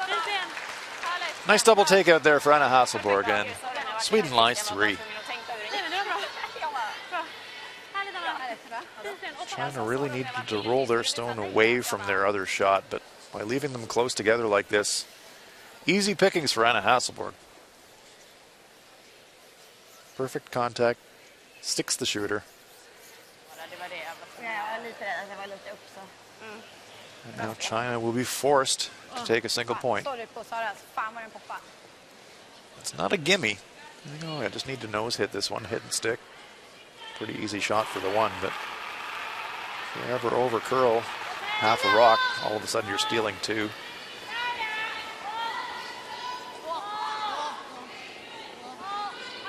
Zhang Yilun trying to stick around, trying to score a single point right on the nose. Well played for Zhang Yilun, but it's a force. Job done for Sweden. They're in control of this one. It's a single point for China after 6 ends of play. Sweden 5, China 3.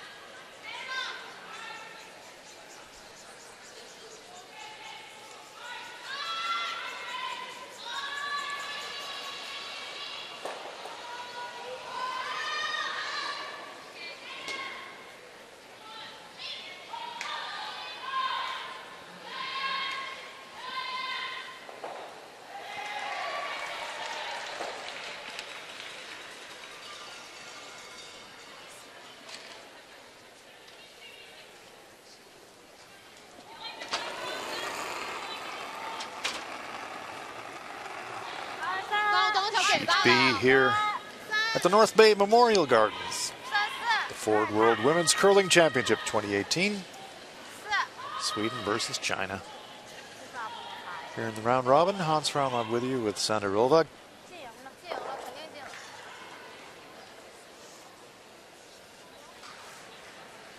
Olympic gold medalist Sanna Hasselborg and her teammates from Sweden. In pretty solid control of this game, Sander. Not home and hosed yet, but just got that little edge in the arm wrestle. Yeah, 2 up with a hammer. Sweden will be pretty comfortable. They'll win quite a few games from this position on, but it's curling. Anything can happen. Just a few mistakes here and there, and it's China in the lead, so. Sophie Malmberg's hits and rolls to the wing.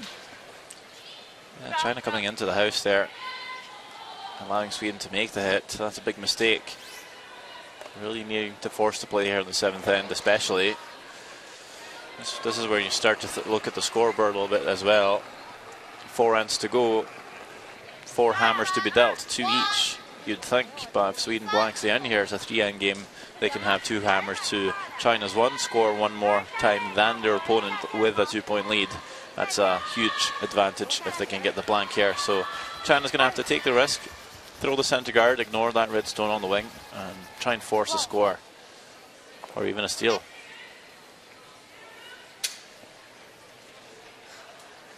Sweden would be very happy to blank this end. Update game for you here. Italy with a 4-3 lead over Scotland. Yeah, it looks like a double maybe for Hannah Fleming. At least pick the shot stone here.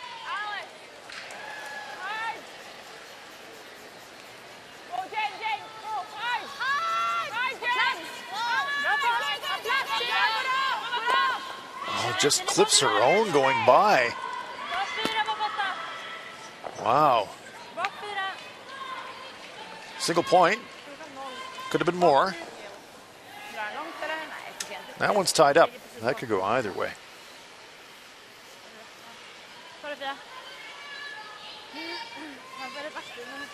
Well, not allowed to remove the guard, Sweden, so trying to come around, but comes a bit too deep. Rare mistake from Sofia Malbergs. Chance for Jiang Xinde to draw a stone in front of it, behind the cover of that center guard, and sit in front of that Swedish stone in the back of the forefoot.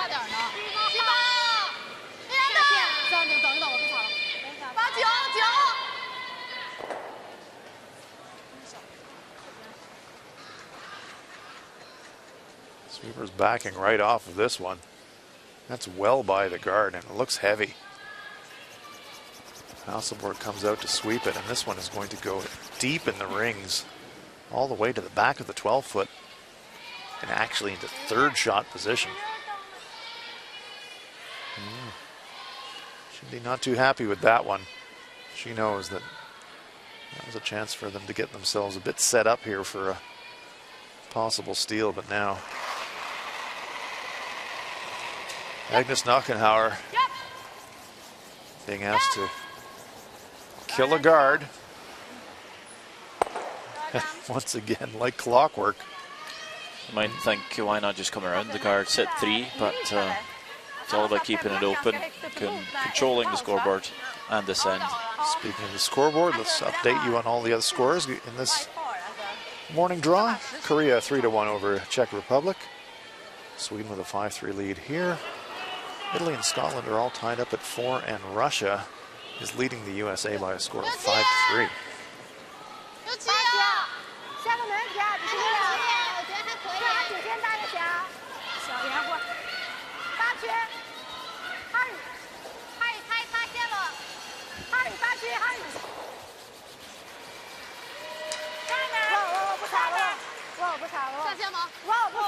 Stone coming to rest, full in the 8-foot, sitting in front of the Swedish stone. Yeah, hoping to freeze that red shot stone in the back 4. Well, leaves a chance for Knockenhauer to make the hit and rolls at 3. Yes, Sweden would like to blank, but if they can get a score of 2, it would be even better. So I was just going to say, is this the point, if you make this shot, that you mentally switch gears from keeping it open for the blank for pressing for your deuce? well, Sweden, as long as there's no guards in play, I think they'll be quite happy to leave a few rocks in play. Just very much control here. There's not really anywhere to hide for China, so don't mind keeping that shooter around. So it's decision time now for Zhang Yilun. 3 Swedish stones in the rings. How big do you go? Still have that stone sitting in the back of the forefoot to potentially freeze to, but that would be really risky. You drop a multiple point end here, especially a 3 or a 4, and it's probably lights out. So Huang Rui being asked to blast.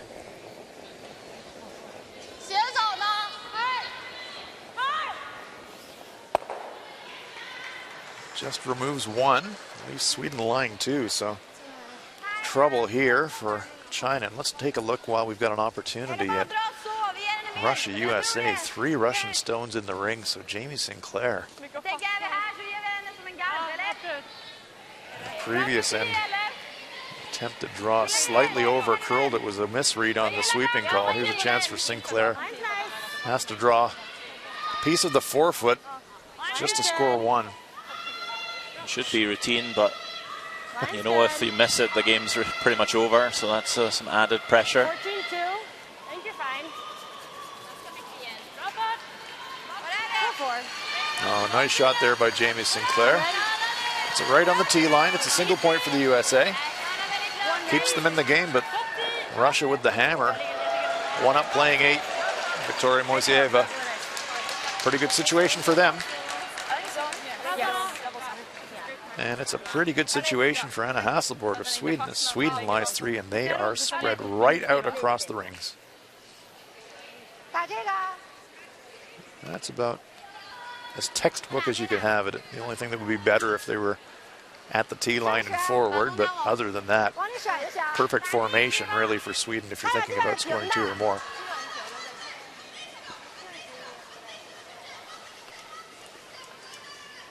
Remember, my first curling book was Ken Watson on curling, and the old school curling theory was if you're trying to score multiple points, split the house, get a lot of separation between the stones. If you're trying to steal, keep the play in the middle. Sweden with last rock have split the house. They've got tons of separation. Just as the legendary Ken Watson drew it up so many years ago. That's how you generate deuces when you've got the hammer. Oh, a clean miss for China.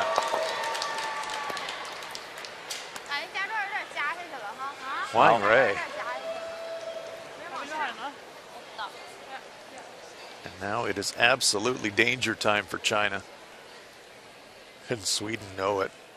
They say we can put the game away right here if we execute for the rest of the end. Sarah McManus. Almost have to find a spot to put this one now. Yeah, you almost can't make it better. They'll throws to the center, just knowing that their shot stone is back 4, something China might be freezing onto. So I'm just trying to throw this top 4 maybe. Do not want to slip deep though and leave a pocket. It does stop in time. Sweden lies 4. So now if you're China, you're thinking we're in real trouble. So now do you gamble and do you just try to marginally tap that stone just thrown by McManus and just push it back a couple of feet? Leave a pocket? I think that's the only way China's going to get out of the end. It's too late to hit.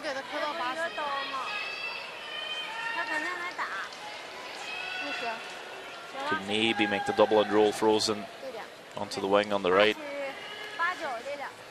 But still leave a chance to score 2 for Sweden. It's kind of all or nothing in this end, I think, for Yilun. I agree. It's been brewing the whole end, and now it's And the men's World Curling Championships in the next couple of weeks are going to be in Las Vegas. And in Vegas terms, for China, you're all in right now. In poker terms, you have to gamble everything.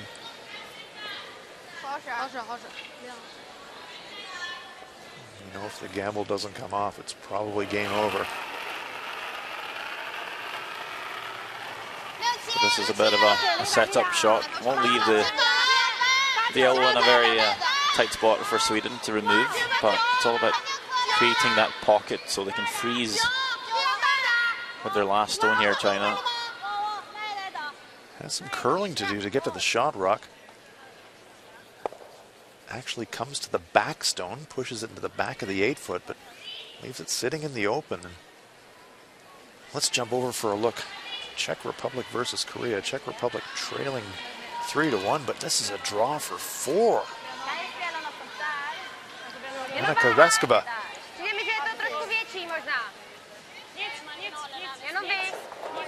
against the Olympic silver medalists. If you were doing the form chart on this game, you would have heavily favored Korea, but here's a chance for the Czech Republic to score 4. And it's into the 4-foot. Wow. Stunning 4-point end for the Czech Republic, and they lead it by 5-3. Wouldn't that be an upset, Sander?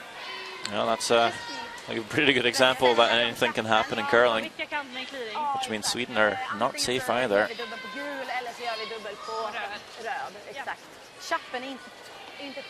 Looking to make the hit on the second shot here, the yellow on the 4-foot. A couple of ways to make it. We make it straight back double. It might be worth almost catching a little high side and make it off your own red. Even if you kill a red stone here, there's still 3 left in the house, more than enough. Just don't want to leave a pocket for China. Big weight here from Anna Hasselborg. She's really hummed this one. Off the red is perfect. Oh, look at that! And leaves a corner frozen on the wing as a bonus. Wow. That's exactly what they're looking for. Takes real bravery to pinball it off your own stone and make the back one that way. Big smiles all around. What a great shot. And they haven't left much for China here. No, let's take a look at the replay. Sander called it. Yellow onto red, onto yellow. Great look at the overhead on the angles. Karams everything out of play and rolls her own stone away from the action. No pocket for China to use. So very little for China to do here other than really freeze the shot rock and hope that they don't score 2. Concede the 1. Great shot by Hasselborg. So this one really just to try and save the glimmer of a hope of the game here for China, but if this one is not welded perfectly, could be a chance for Sweden to end the game right here. And this one looks light.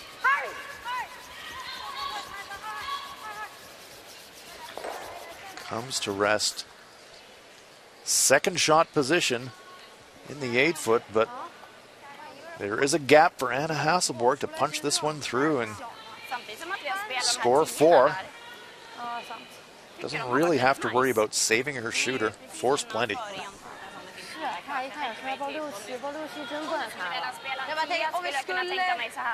Vi får aldrig tackla den för då sitter den ju där. Ja, det är mer is på en 10, Sara. Ska vi spela 9 då? Really, almost any contact on the outside gets them at least 3. But the only bad result is over curling and hitting the shot stone pretty flush. Good look at the angle there. That's the hole they're trying to punch it through. They hit it on the brush side, hit about half. You know, sometimes in these situations, you think, you know, let's just draw for 2. It's more than enough. We'll be up 4. 3 ends to go, but such a good chance here to just kill the game. Absolutely. Win the game right here. Why play 10 ends when you can play 8 or 9? It's It's a long week. Yeah, long week. It's all games. Might as well cut down the ends a little bit.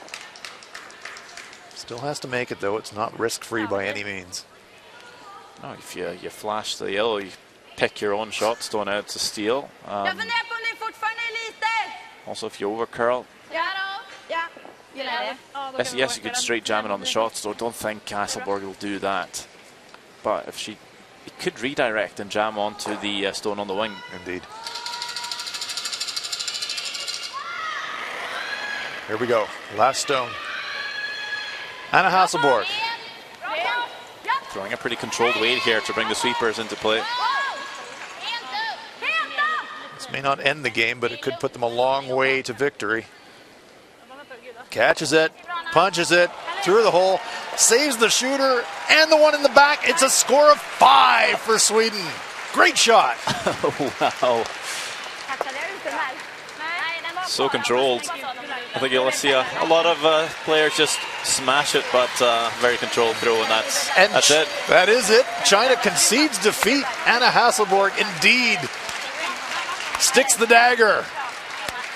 5 points for Sweden, 10-3. The final score, Sweden victorious. Team Hasselborg rolling on here early in the Ford World Women's Curling Championship 2018. Convincing victory for Sweden. Yeah, another impressive display by this team. They'll be the ones to beat for sure. If they can keep it going, they'll be up and running for a gold by the end of the week.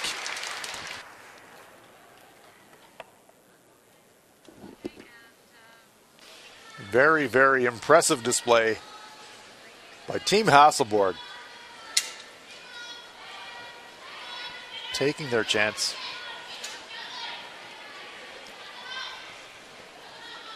Converting it.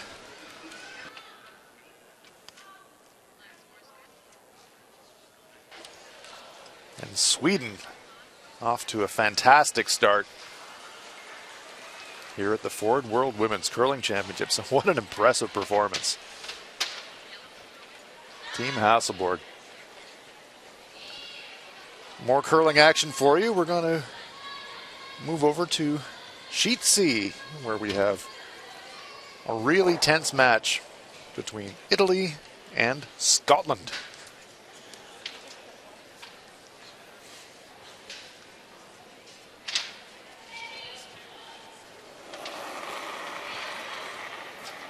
Hannah Fleming.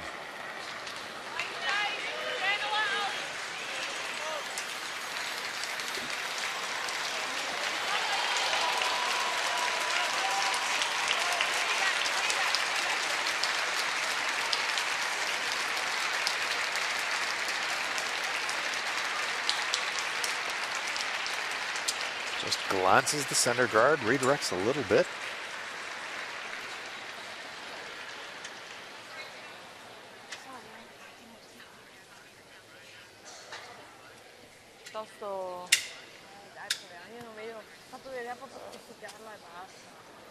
The Yellow Rocks belong to Scotland. They're line 1.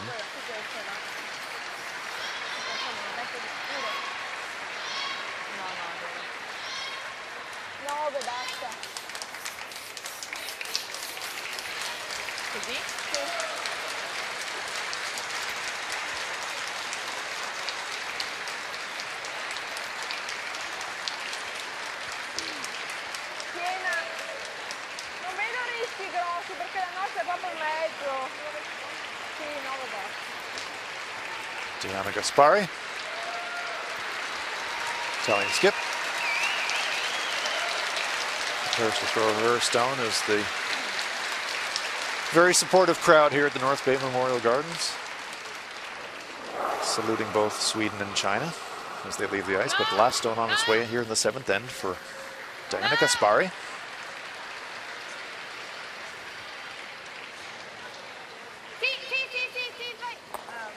Clips the front stone. And it is a single point for Scotland. Steal for Scotland. Hannah Fleming and her teammates. edge in front, but boy, it's a tight game.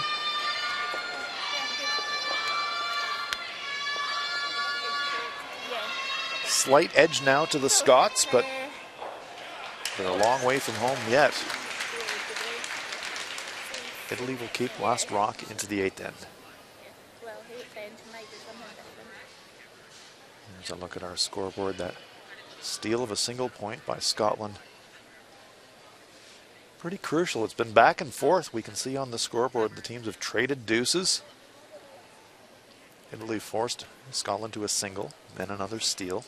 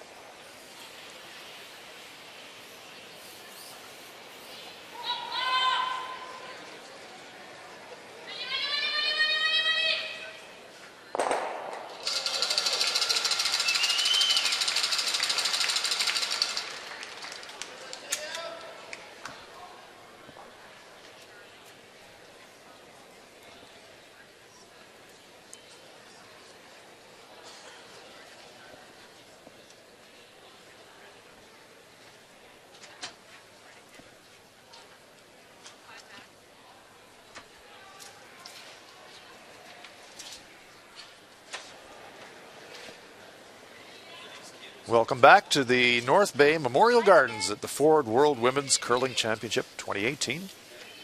Extended coverage for you. We have Scotland and Italy. Scotland stealing a single point in the 7th. They'll get play underway here on end number 8. Good. Nice, Becky. Vicky Wright just keeping that stone in the free guard zone. Stops short of the rings.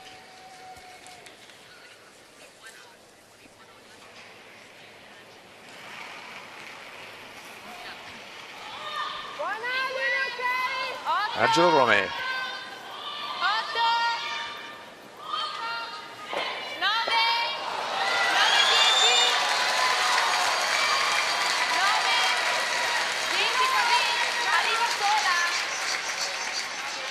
Well by the guard, and this one looks heavy. It's going to go deep in the rings. Will it stay in the rings? Hannah Fleming trying to sweep it out of play. It's definitely out of the rings, and it's out of play. Completely over the back line. That's the determiner. Once the stone goes completely past that back line, it's out of play. Vicky Wright. Scottish lead.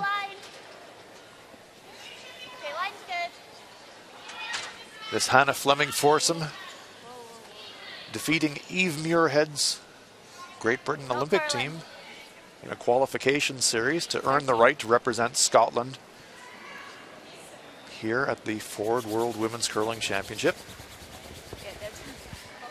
That stone also sliding deep, but this one does stay in the rings.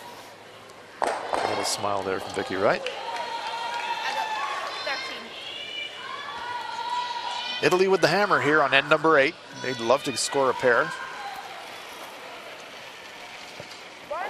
Angela Rome.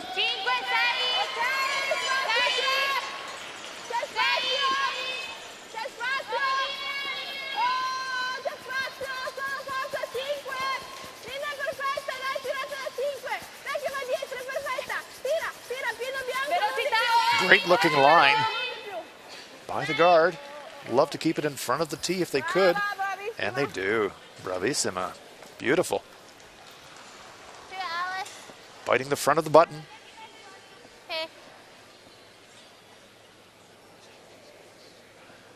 Diana Gaspari, Hannah Fleming, the skips, looking on as Alice Spence. 70. looking to follow down that same path that Rume threw. This one is tracking a little bit wider, might be a little heavier. 13-4. 13-4 we hear from the sweepers. That's a bit heavy. Comes all the way to the back of the rings. So nice chance here for Italy. They can freeze that back stone. They could throw another one into the front of the 8-foot. Good chance for them as Hannah Fleming's looking on. Italy with the hammer here. Trailing by 1, but a good chance. If they could score a deuce here to really take control of the game again. Stefania Constantini, 18 years of age, playing in a world championship. Started curling at the age of 8.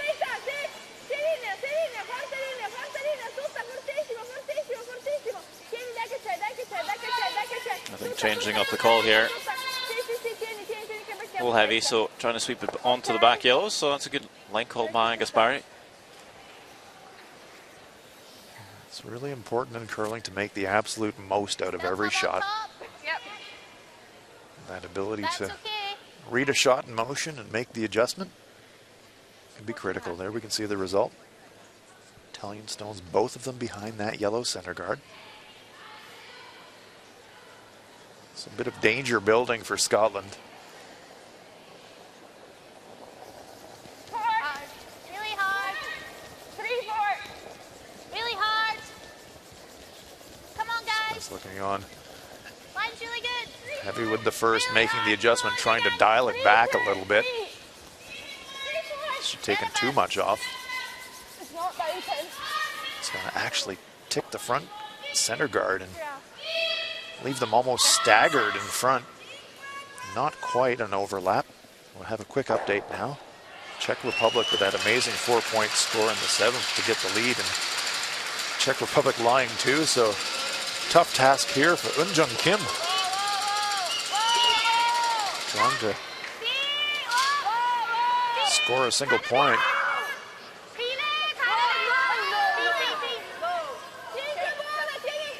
Curls just enough, hits and sticks. It's a single point for Korea, but Czech Republic now with the hammer, 1 up. Yeah, big momentum change in that game. Absolutely. Back to Italy versus Scotland, and this one is also going to come up short. Would have been a great chance if they could have ducked one around those center guards, but comes to rest in front of the rings. So it's decision time now for Hannah Fleming. Okay, in for a penny, in for a pound. To have to go around these guards ourselves. Jennifer Dodds given the task of trying to draw into the button area behind the center guards. Big shot here for Scotland. Not quite into the must-make territory, but pretty close. Scotland can ill afford to drop 3 here. This stone is also going to slide deep in the rings all the way to the back of the 8-foot. Comes to rest in second shot position. That's some consolation for the Scots, but still a great chance for the Italians to generate a pair and maybe more. Except for that draw from Rome, it's been either coming up short or deep. Both teams really struggling to find the perfect draw weight. So another chance here for Italy. Veronica Saponi.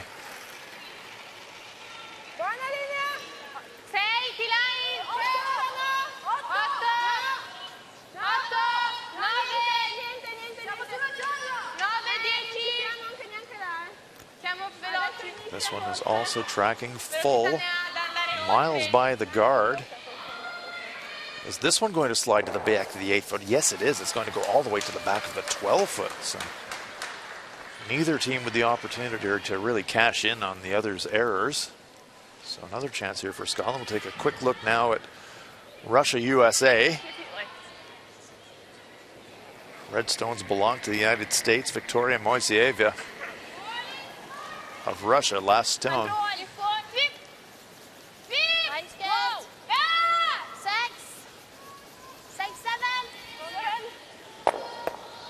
Makes the hit, rolls into the button. It's a single point for Russia. Clutch shot there from Moiseeva. Russia leads it 6-4 after 8. That one's trending towards a fantastic finish. And here's a great looking shot. Fantastic. Terrific draw. Really good, absolutely. Is that a game saver for Scotland? Cozy's by the guard, perfect weight. Needed to get a good piece of the button to lie shot, sits it right on the tee line. That is outstanding.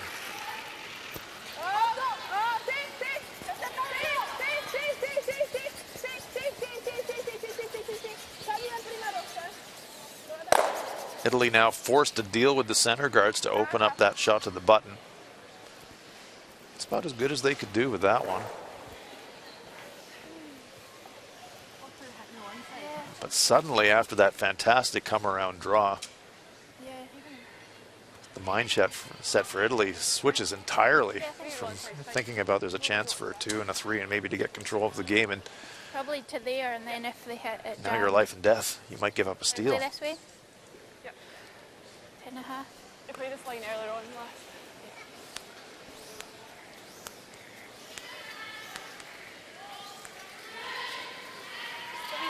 Flop over, kind of over the nose, so that if they play the double, it jams on their red. Yeah.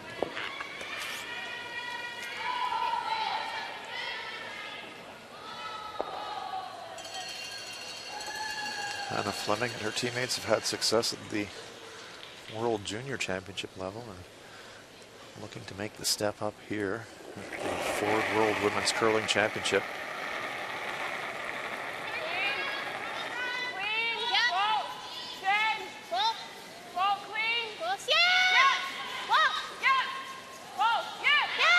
Yes, whoa, usually means you're in the neighborhood. There's the hit. They wanted a little flop, just grazing that red stone at the back of the 8-foot, and Scotland lies 4. I think she would have preferred a little bit more of a roll there, Sander, but it's a pretty good shot. Yeah, well, lying 4 is never a bad thing. Only 2 stones left for Italy. It'd be very hard to bring any of those 2 red stones in the back into play here. We'll try and have to score 2 with the last 2 stones, and with no guards and that 4-foot just surrounded by hills. It's probably just a double here to try and open it up to score the 1. Scotland would really love to steal this end. That would really give them control, but Italy now realizing that the task is really just to be able to score. Sort of abandoning any hope of getting a 2 or a 3 here, but Diana Sabari, the veteran of this Italian team.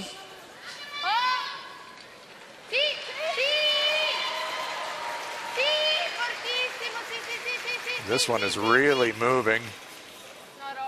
Has a piece, going to roll to the right into second shot position. Yes, that's not bad there. That is not bad at all. That's the way you're going to score 2, actually. Making the double just going to leave you shoot around the open, but now that is Philly Bird's second shot. Hannah Fleming's going to have to be careful not to leave a chance for 2. Very nice shot by Gaspari. It's nice plan B. Yeah, that definitely works. That should be close. At the same time, Scotland throws a guard here. It'll be tough to score. Yeah, there might be a difficult angle run-in of that red guard, but you'd have to really navigate a forest of stones. It'd be pretty dangerous for Gaspari to try that. Could be an option. I like this ice. This was probably what we were playing for the draw shot. Well, not draw shot, but for practice. There's quite a lot of curl in the ice. It's tough to get perfect guard placement on this ice. Hannah Fleming asking for a little adjustment of the line. Just 2-3. Vicky Wright, the lead player, but holds the target brush in the vice skip position for Scotland.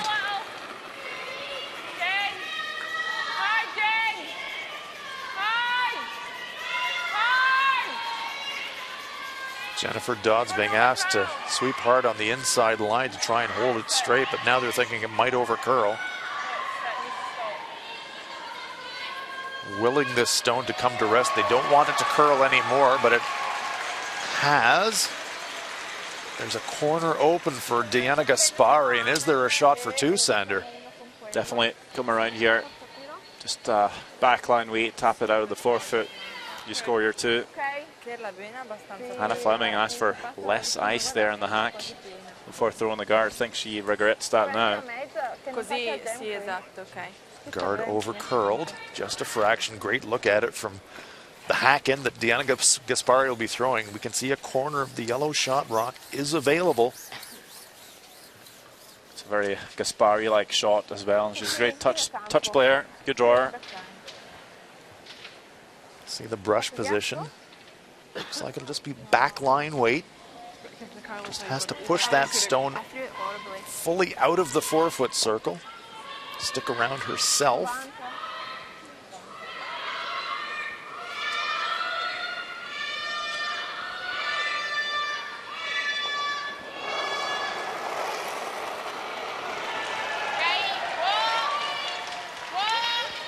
Big shot here in this match. Diana Gaspari not laying a brush to it yet. This stone has a lot of curling to do.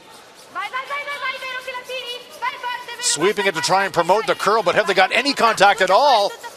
Pushing that stone to the back of the forefoot, but it stays into the forefoot. It is a steal of Scotland. Steal of one. Stepped up the weight just a fraction to push that stone out of the forefoot, tracked a little bit straight, caught it thin, and Scotland steals one. Leading it 6-4 after 8. Big steal in this game.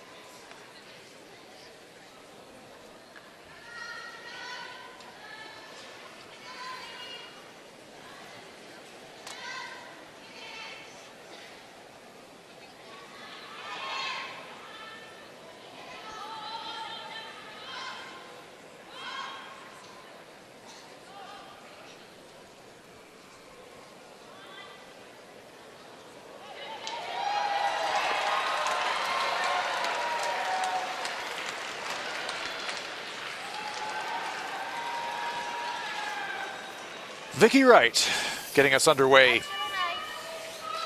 The Scottish lead.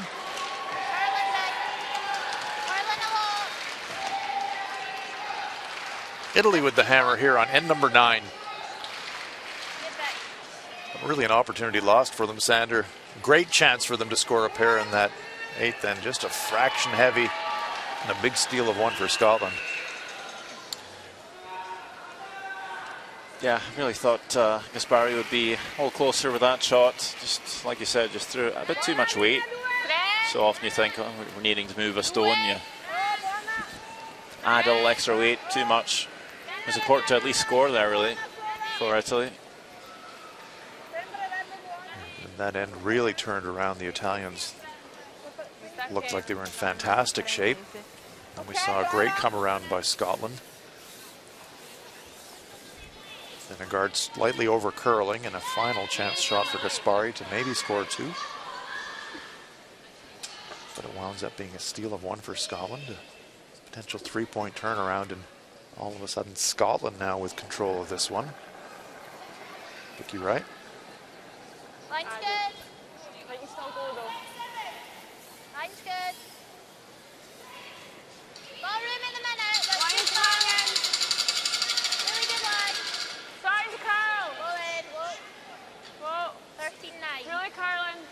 Really good line. Alice, if you can. Really nice. Good.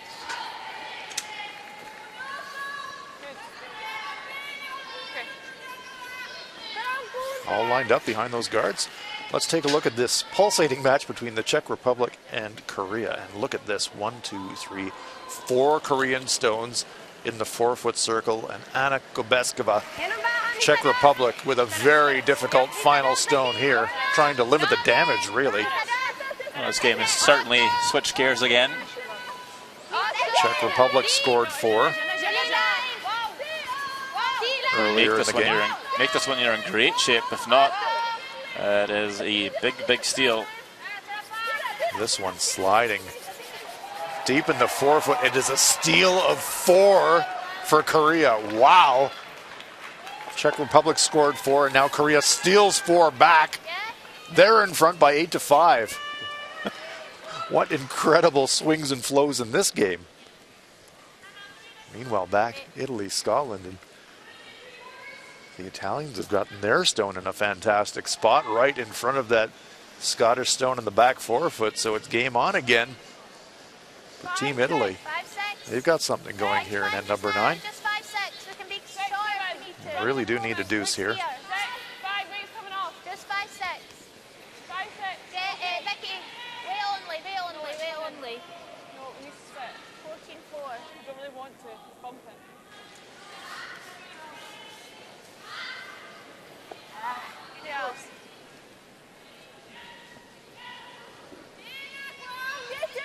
We're looking for the corner freeze there, but just a fraction heavy. Slightly bounces off the Italian stone. Yeah, just they're the slowest one on.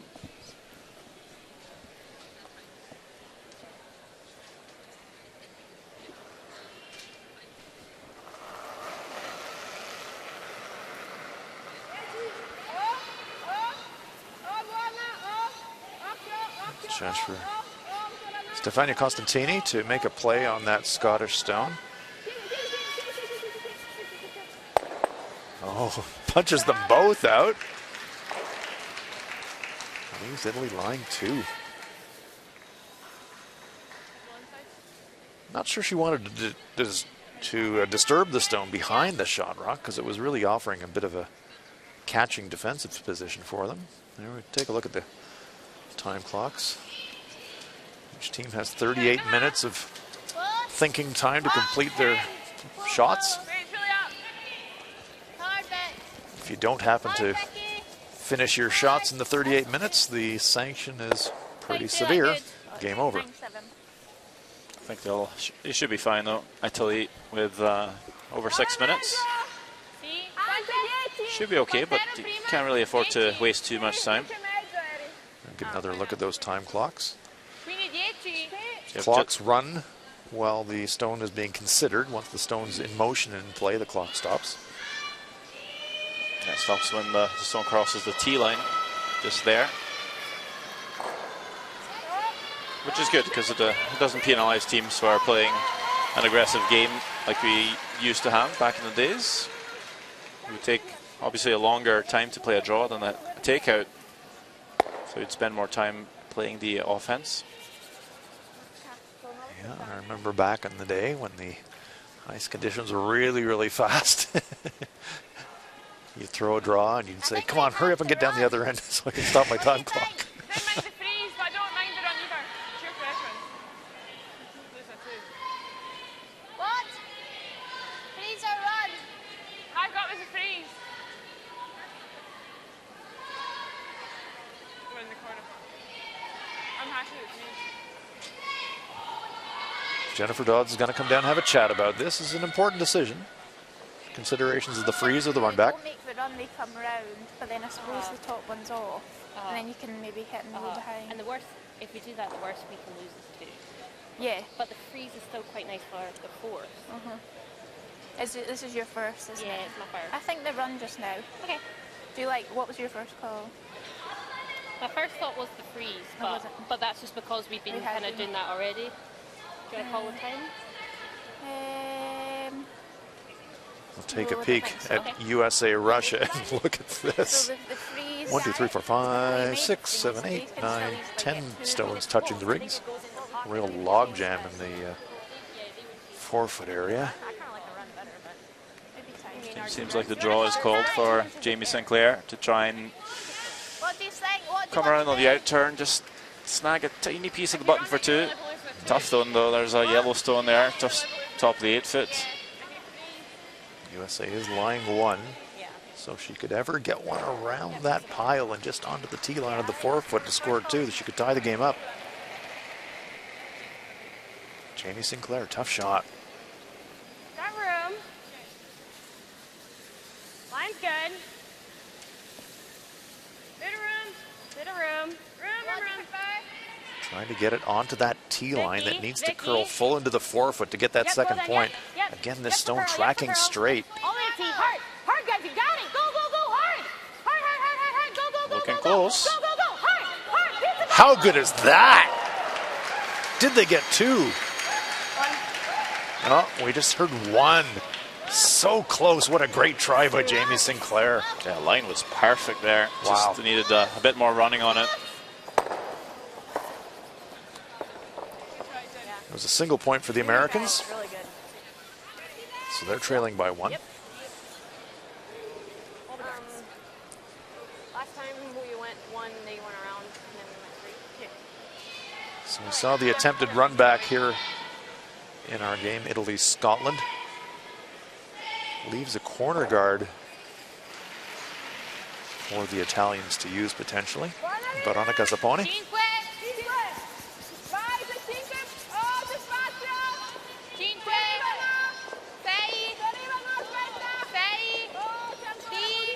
What a great attempt by Jamie Sinclair to try and draw for that second point. I thought she had it.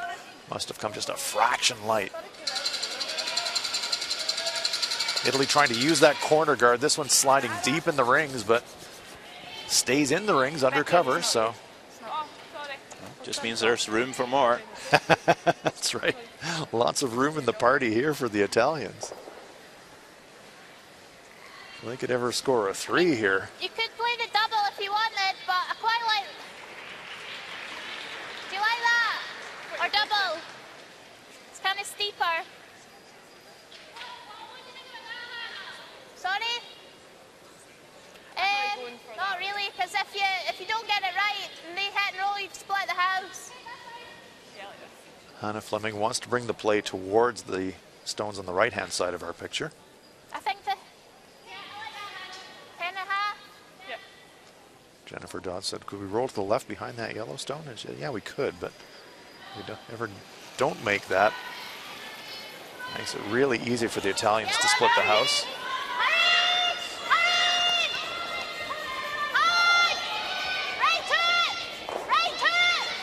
Jennifer Dodds looking for a big roll, trying to get it right across the house towards that Italian stone in the back of the rings. Doesn't quite get there. So good chance here for the Italians. If they can stick a hit and roll, they could be set up for a chance for 3. I wish they'd just taken on the double.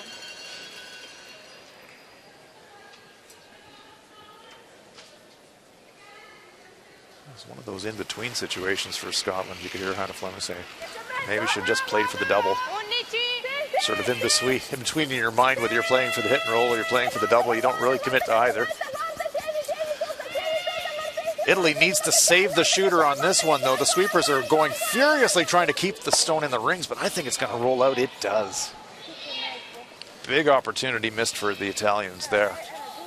Needed to keep that one in the rings to keep their 3 alive.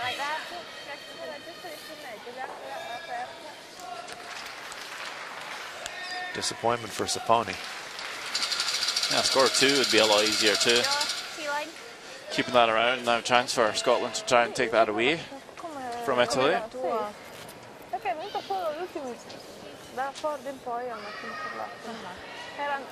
Stefania Costantini, Diana Gaspari talking about their options, but now it's Hannah Fleming. I probably see Hannah Fleming try and freeze that red stone. It will allow Gaspari to try and come right back on top. We'll set up for 2, but playing the freeze here takes the 3 out the window anyway. Great look at the stone, how much it's curling across that center line. It's making a move now. Well by the guard. It's heavy. It's going to slide deep. How deep? Past the Italian stone, all the way to the back of the 12-foot and through the rings. Wow. That is a big error for Scotland and a great chance now for Italy. Yeah, could have put that anywhere top house for shot stone. It would be a lot tougher for Italy. They would have to make a play on it and make a hit and roll. But now a free draw to go around that corner to set up for 3. So Diana Gaspari really had a chance to go to school on that last shot of Hannah Fleming's. It's really down the same path, but obviously looking not to throw it quite as heavily as the Scottish skip did. Wants to keep this one in front of the tee lines, tuck it behind that corner guard, and if she can make it. Gaspari looking a little bit troubled. This one also looks a bit pacey. Sweepers not laying a brush to it. This one is also heavy. How deep is this one going to go? All the way to that backstone of Scotland. Gets a bit of a break and sticks onto the back of the 12-foot, but again, frankly, quite a poor shot. They got a lucky result. They had some backing, but Gaspari really wanted that one in front of the tee line. Italy still lying 2, however.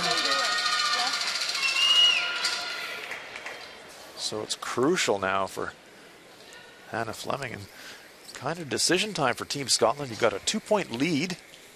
We could just nose and lose 2, but exactly, you could play the back one, but we can just hear the explanation from Hannah Fleming.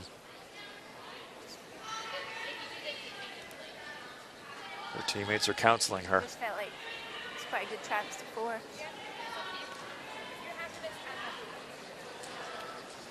Teammates saying, hit the back one.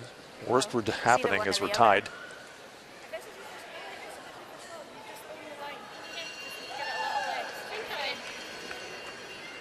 Spence and Dodds just giving her the option, saying, yep, if you make this, if you like the shot, play it. Hannah Fleming now having second thoughts. And maybe also just coming back down to reset.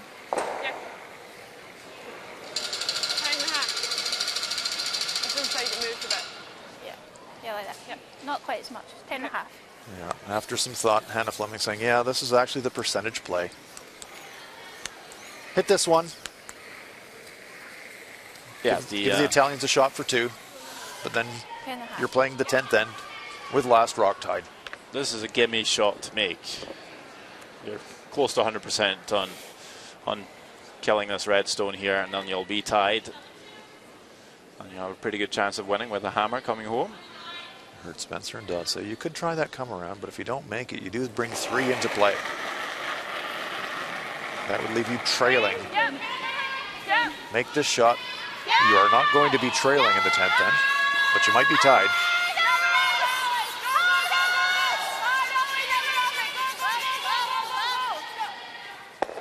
Well swept.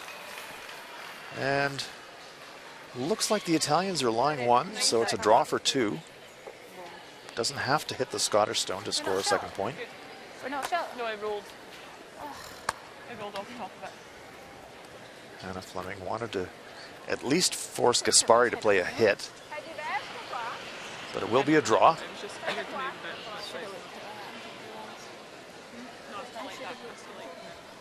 Interesting that Gaspari is electing to draw out turn up the middle. Not going to use the backing at all. Changing her shot. Now they're switching. She says, oh, let me just throw the one I just threw. I think that's a smarter play. Just threw down this path, so you might as well throw it again.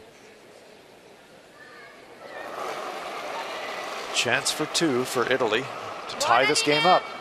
Diana Gaspari will take a look at the split times between the hogs.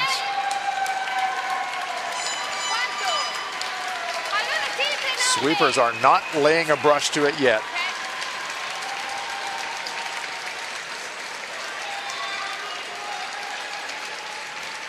They cannot disturb their own stone. They can't push their own stone.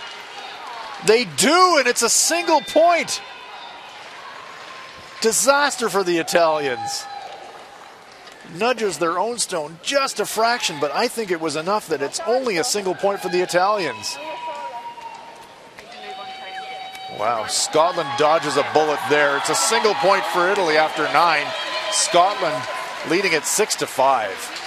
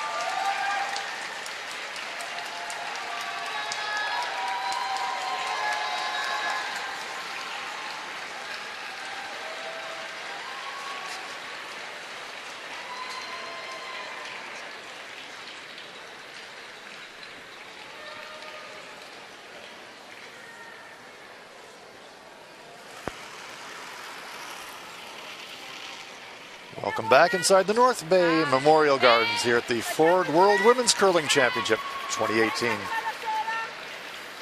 Scotland with a 6-5 lead over Italy.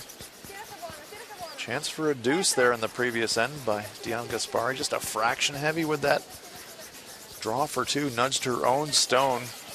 And so instead of being tied up playing 10, now you're 1 down without last rock.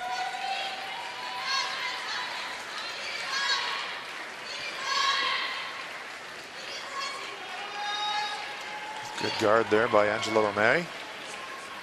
Vicky Wright.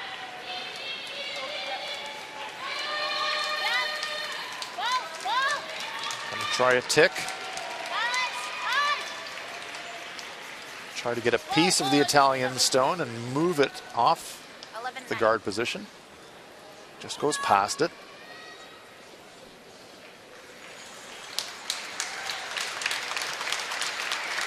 Italy will need to steal this end to force an extra end. There's 1 guard there for the Italians. Can they set a second?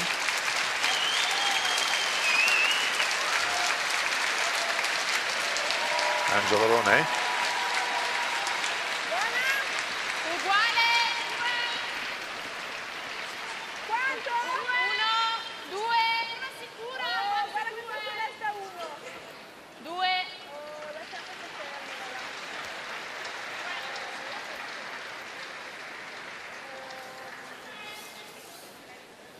Two guards there now for Team Italy. Well, they're kind of close together. Still going for the tick shot though, Scotland. Sometimes you'll see teams, if they miss the first one, to try come around just to get control of the house, put a stone there to take away the path to the button for their opponent.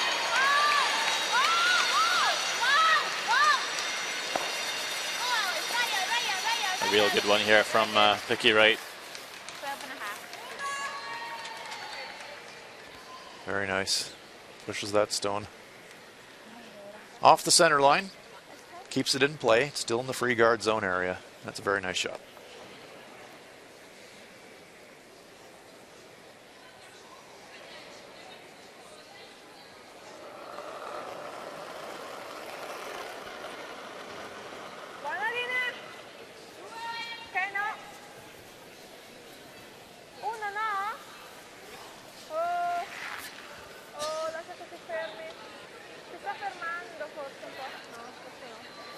This is the last stone of the free guard zone part of the end. Playing the 4-rock free guard zone rule next year.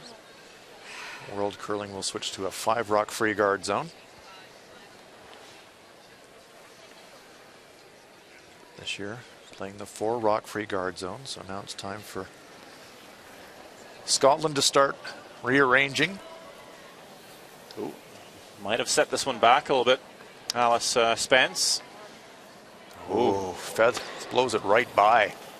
Just wanted that a bit too much there. Gave that the extra oomph, the extra extension. And here we see Korea, after that steal of 4 points. Eunjung Kim. But they had to work for it. They trailed in this match, but Korea with an 8-5 victory. Great chance here now for Italy.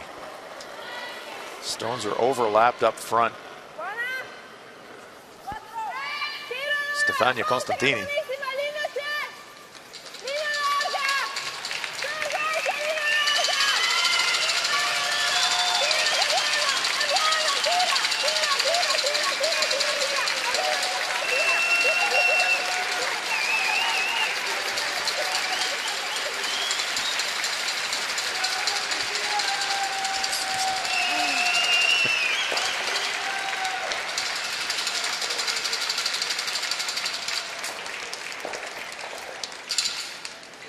Attempted come around for the Italians, just short of the rings, and so chance now for Alice Spence to redeem for that first rock clearing miss. Kills 2 with that one. Nice shot, but there's still a center guard for the Italians to use.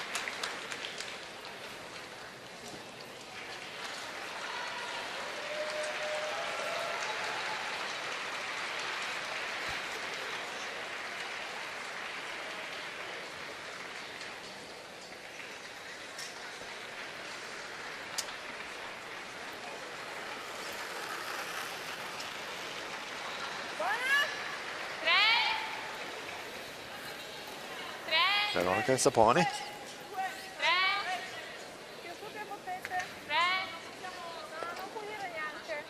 Italy must steal this end to force an extra end.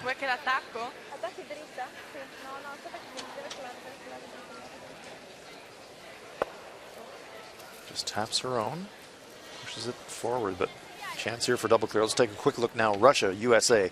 Russia leading at 6-5. 2 stones in the 4-foot. For Victoria Mosieva throwing it, so she must think that she needs to get one closer just to make sure.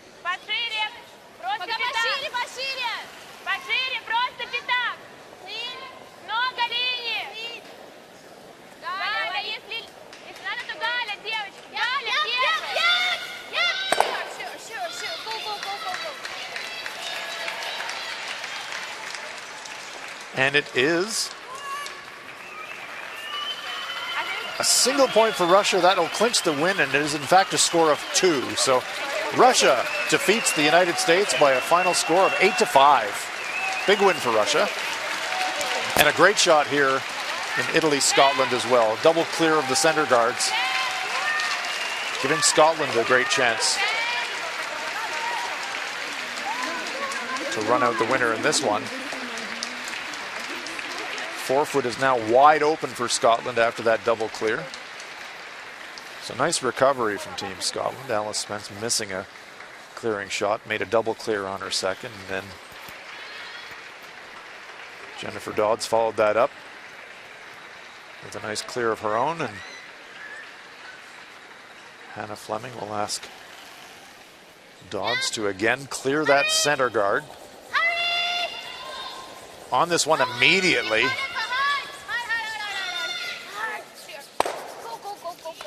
it's Hannah Fleming team, 2012 World Junior Champions. Timeout being called by Italy. And that time Alice Spence was playing second. The year after, Alice Spence was out, and Jennifer Dodds came in to replace her at second. They picked up the silver that year, and now they both play with Hannah Fleming in the women's.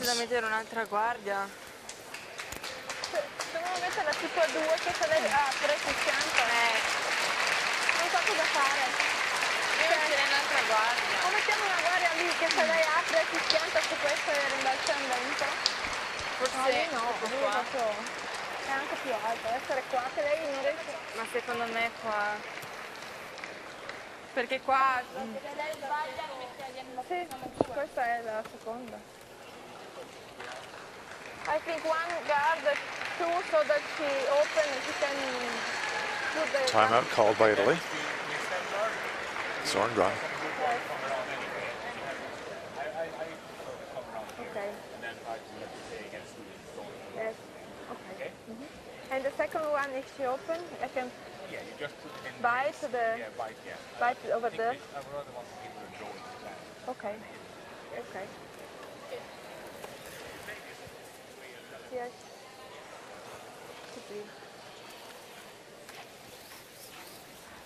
I like the call, even though the guards are way off to the wings. Draw one around a corner guard now. Force the clittering attempt on the corner guard, and if that happens, draw another one to the front of the 12-foot and make your opponent face two on the last shot to try and force a miss and get yourself to an extra end and maybe win the game with a steal too. Yeah, you'd love a centre guard, but the likeliness that Hannah Fleming will miss the peel is so low. Might as well come around here and, as you say, try and sit the two and at least make Hannah Fleming trying to figure out if she wants to draw against the game or play the hit against the extra.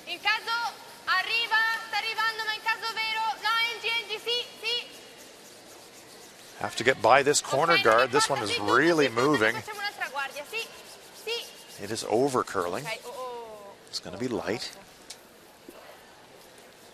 So, decision time now for Hannah Fleming. Just throw it in the rings, say hit it. But we need to keep it high. Oh, we need to keep it high though. We don't need to keep our shooter though.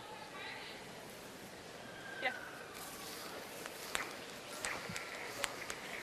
Only bad result for Scotland here would be to slide behind the tee line. Is this right? Yeah, but even then, if you slide like back 8, if Italy freezes, you still get the same draw. Yeah. I think the worst is drop a centre guard, probably. Yeah, being short of the rings would be worse, no doubt. Top 12 even allows enough room for Gaspari to come around, so biting the 4-foot, but even back 8, it's fine. Yeah. Through the rings, it's fine. This is the difference between being one up versus tied. With the luxury of that extra point on the scoreboard here to play with.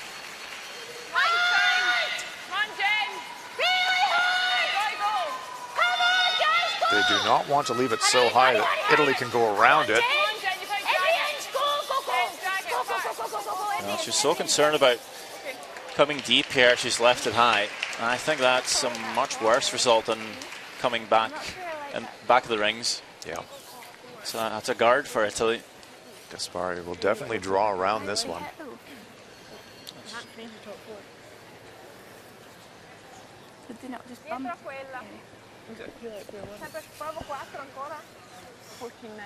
It's a bit of concern on the expressions of the Scottish backhand players, Wright and Fleming. They know if Gaspari draws around this one into the edge of the 4-foot circle, it could be a pretty tricky and tough last shot. Button area will be available. Didn't really have to play there at all. Yeah. Just made it better for Italy. Yep, you could have thrown that one through and then Gaspari just puts it somewhere, right? Either through or to the wing. Make sure at least you don't leave any cover along the center line.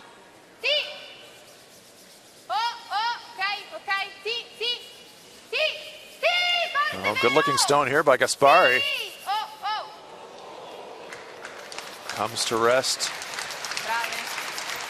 behind cover, and so it's the draw to the forefoot. It's pretty good. That is pretty good. Nice shot by Diana Gaspari. Didn't want to be top 4 there and leave the run back.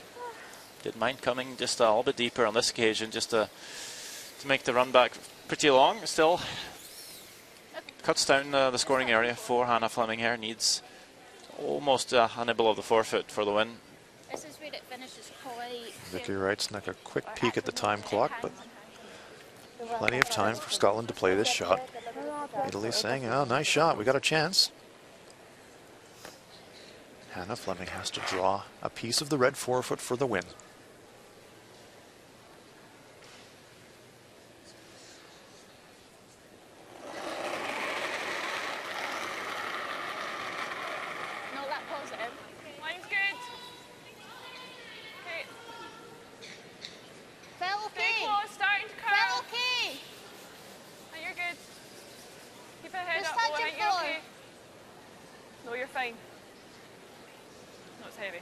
This one has got a bit of pace. Will it stop in the forefoot? I think it's going to slide deep. It's a steal of Italy. We're going to an extra end. Out of nowhere. Italy steals one. We're going to an extra. Wow. Hannah Fleming. Light with the first, heavy with the second. The Italians with new life. It's an extra end. And a tactical error, you'd have to say, by Scotland on that shot choice on the first stone. Yeah, I think so. Bad call and bad execution.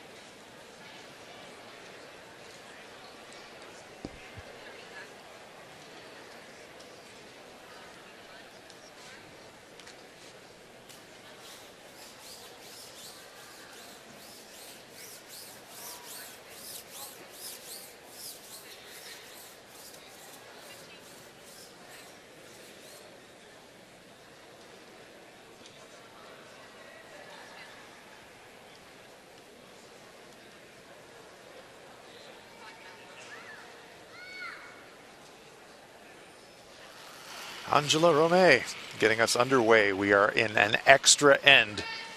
Italy versus Scotland. 10 ends not enough to decide this one. The Italians steal one in the 10th. We are going to extra time. Have to get this one across that hog line. Has to go all the way across that black hog line to be in play. Great shot. Italy trying to stack 2 guards here. To do that, you need one long and you need one short. That's the long one. Very nice stone. Vicky Wright will try to tick that stone off the center line. Cannot remove it from play completely, remember, but they can reposition it. They just tick it, but they leave it on the center line. Will slide through the rings themselves, so one center guard survives for the Italians. They had to steal the 10th, and now they're going to have to steal the extra to win the game, but they still have a life, very much have a life.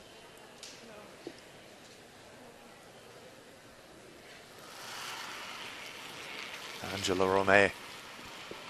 Can she throw a second guard on the center line? This is, you're thinking about this one as a come around. You're really drawing around your own guard, trying to keep it short of the rings. These are tough to make. Oh, great looking line. How's the weight? That's a fantastic shot. Two excellent lead stones by Angela Romeo have got it set up for the Italians. Yeah, so good. The first one to dare to throw it light enough to just cross that hog line, and then to, again, just dare enough to come close to the first guard to get the perfect line, actually over curls it, if anything. So that's just a great start for Italy. Much better than in the 10th end. Another attempted tick shot by Wright, but this is going to go by everything. So the two center guards survive for the Italians. Now can Stefania Constantini sink one into the prime scoring area? I'm so surprised they didn't play the tick shot on the in-turn. At least there you would have potentially a second option. Maybe afraid of over-curling and tapping into the forefoot. But, yeah, definitely the closest guard is the most dangerous one, though. Angle of the guards is ideal from the Italian perspective. Can Constantini get one behind cover? Well by those guards, very well by those guards. It's going to slide deep. It's going to go into the back of the 8-foot behind cover. It's probably not the winning rock. Now it's time for Scotland to start dealing with the front stones. Great separation between those guards. It's going to be very difficult to double clear.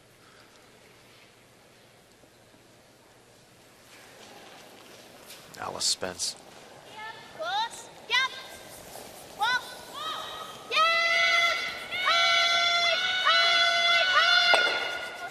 Clears one.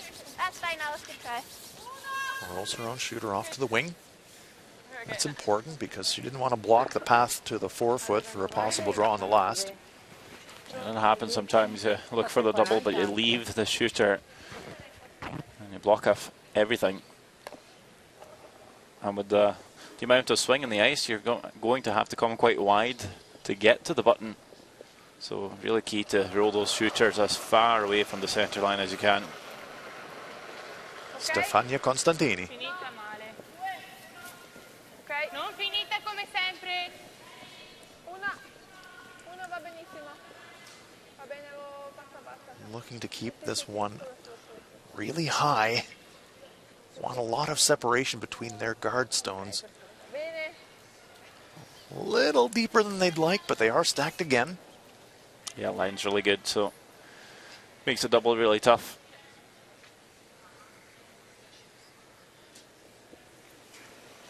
Spence. Clean. Yep. Clean. Just clean. Good out. Content to clear one. Cat and mouse game now. Were you saying Spence or suspense? Alice keeping us in suspense. Last game going out here in this session at the Ford World Women's Curling Championships. We're live from North Bay, Ontario at the North Bay Memorial Gardens. And it makes it so different too when you're alone out there. Feels like a final. Lots of people watching. And the noise from the other games it's gone. All eyes on you. Some players might feel a bit more pressure. Saponi making the play right now to go around the center guard. Safely by again, a little heavy. Just to the back of the forefoot. That's better. That's got a higher potential to be the winning rock for the Italians. Would have loved it a foot further forward. Hannah Fleming now. Asking Jennifer Dodds to clear that front stone. That's the danger stone for Scotland. Clean. Just clean. You're dead. Well played. Center guard's gone. Now the focus swings back to Veronica Zapponi. Needs to make a perfect guard. She needs to replace that stone.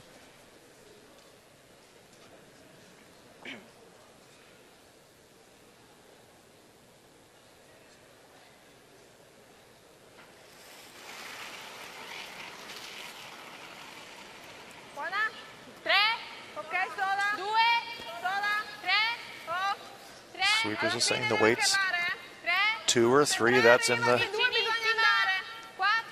tight guard area. Now they're saying 4. It might be in the rings. Love to keep it as high as they possibly can. Comes to rest just full in the 12-foot. Little deeper than they would have liked, but not terrible. Hannah Fleming says, peel weight, please. Jennifer Dodds. Great chance here to kill 1, 2, and maybe 3 if she gets it perfectly.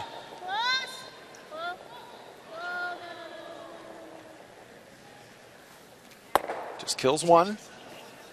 Rolls off. Now we're down to skips rocks. We heard them saying that was the chance. Okay. I wonder if might see Scotland change gears. If this was the last stone now for Italy and they come top 8, top 4, centre line, it is really tough to score. Yeah. Do you wonder if Hannah Fleming might be considering playing the draw on her first one? Just go now. You might as well throw it. You're going to have to throw it anyways. You might as well throw it on your first. I agree, Sander. Gaspari has to be quite careful about how high she leaves this guard. Otherwise, Hannah Fleming might just elect to go for the shot straight away. They do have a new timeout in the extra. Might see Scotland call it after this.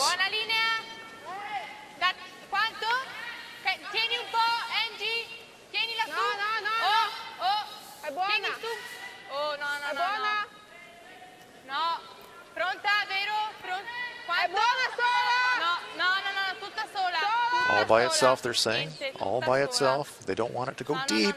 It's going to slide into the 8-foot. So it is decision time for Scotland. Triple takeouts there. Do you throw it now? Yeah, definitely not drawing now with a chance to make the Reds move. A mistake by Gaspari coming into the 8-foot. 2 feet lighter, and maybe it's a different call for Hannah Fleming, but opportunity now to unlock the stones off that 4-foot circle, open up the 4-foot for her last.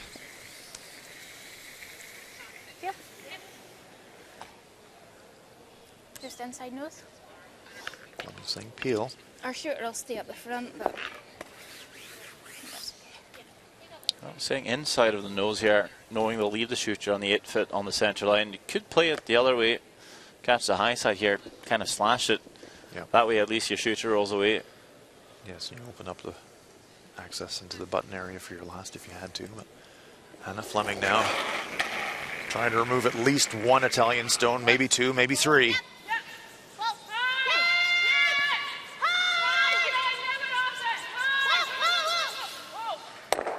Jams it straight back. The Italians are still lying 1. Now, how do you guard this? Here we see on the replay. Trying to hit it just off nose, but just ran it straight back. Killed 2, but crucially leaves the Italian stone sitting on the edge of the button behind cover. You really do have to guard the center line side of this stone, don't you, Sander?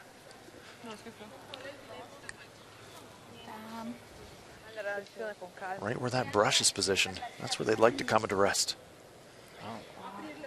You'd think they'll play the draw all day here. I wouldn't be too too worried about the run back. Leave them the run back. Here comes the coach. Timeout's been called.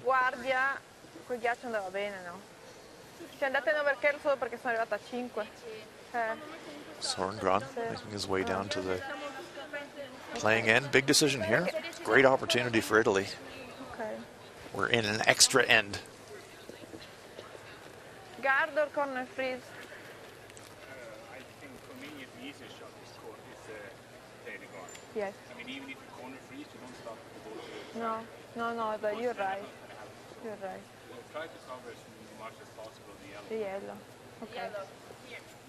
Even 2. As long as you can't come to the round back. Ok. Ma è meglio che copra tutta o un po' anche in là? No, tanto questo non lo copri. Sì. Ok, perfetto. L'importante è togliere Decision il made. tiro. Sì. Il botto non glielo Redstone in the coprirai mai forefoot con- belongs to per Italy. coprire il botto deve essere qua. Trying to protect it. Ok, allora quanto viene? It's a guard. Io darei Heard questo Sorengron ghiaccio say. Io darei lo stesso e piuttosto che tengo su barra. Cover a bit of that yellow one, but just try to take as much of the draw away as you can. Che prima è venuta qua perché ha fatto sto fatto. Quindi se è più lenta si ferma proprio. Block the path to the button. That's the get out of jail card for Hannah Fleming. So if you can cover a bit of the button and a bit of the run back. Yeah, I think they're just going to guard the run back. Seems like that's what they're most worried about. Anche due. Hannah Fleming making. She did just play that shot, and we did see her miss a draw in the 10th end, so maybe they're wanting her to draw here. I think it's pretty hard to take away too much of the path to the button. Yeah. Could play a corner freeze, but there's so much swing here, you'll so easily come around. It'd be tough to really be much of a nuisance. So that's why Sörengrahn was saying, just make sure you guard the yellow here, take away the run back, leave the button draw. It's on its way for Diana Gaspari. Trying to guard, trying to protect the run back.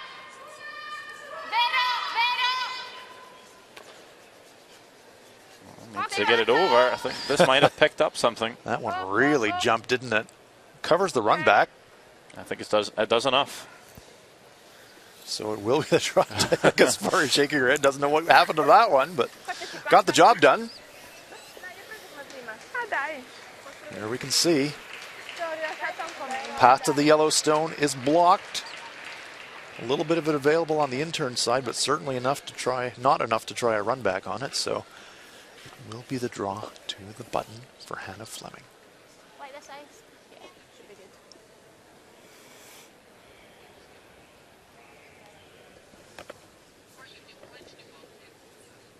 Needs a piece of the button.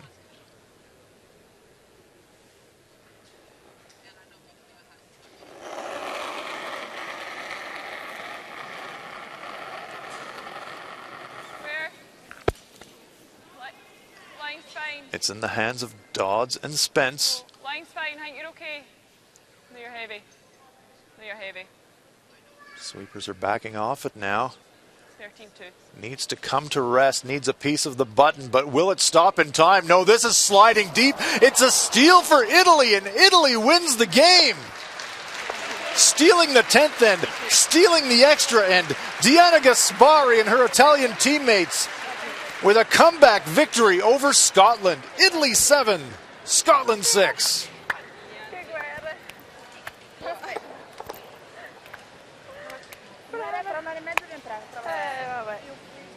A gritty victory for the Italians, but Scotland will look back perhaps later in the week this week and rue the opportunity lost. They had control of this match, but Italy came back all the way with steals in the 10th and the extra end.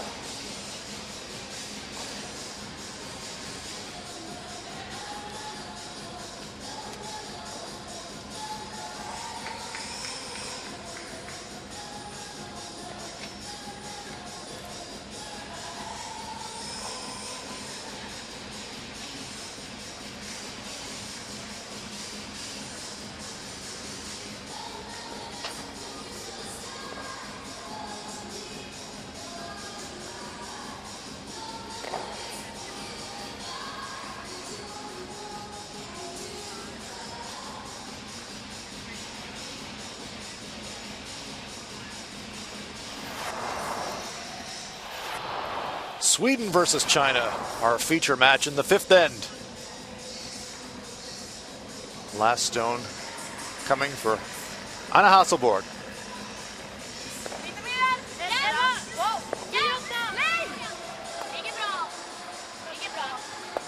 delicate little raise tap. Saves the shooter. Great shot for 2.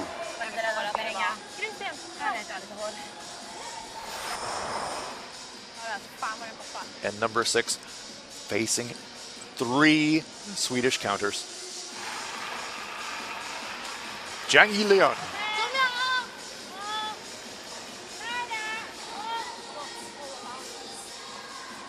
Makes the hit right on the nose.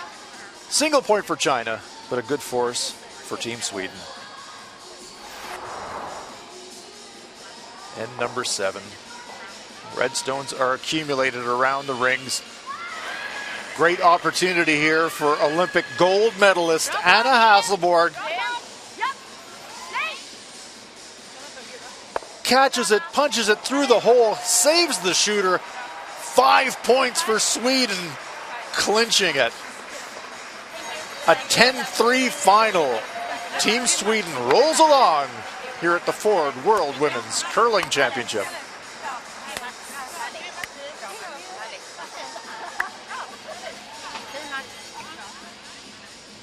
Wrapping up the other matches here in session number 3. Korea 8-5 winners over the Czech Republic. Sweden 10-3 winners over China.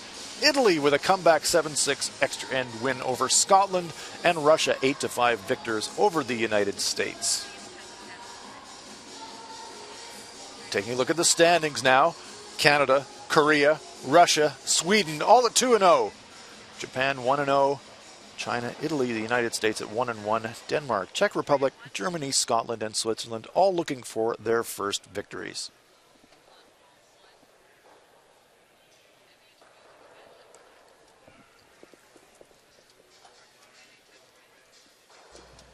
A really solid performance by Sweden today. Is that how you want to see your team be playing for the rest of the week? Yeah, for sure. I think we stay in the moment and just focus on the details. And yes, this is where we want to be. It's a long week, 13 teams in the competition now, 12 games. What do you do to relax between games and make sure you have enough energy for when you come onto the ice? I think it's very important to, when a game is done, it's done. And you have to just refocus and recharge and just don't spill any energy on stupid stuff. just have fun. It's easier. Speaking of energy, is there enough for you guys after the Olympic Games to come here and grab gold once more? Yeah, of course it will be a struggle. Like it's a challenge to come after a big event like that and just straight into the Worlds. But I think we can do that, and the team is playing great. So if we just keep focus on the details and on every shot, I think that's where we're gonna be. Thank you so much and congrats. Thank you.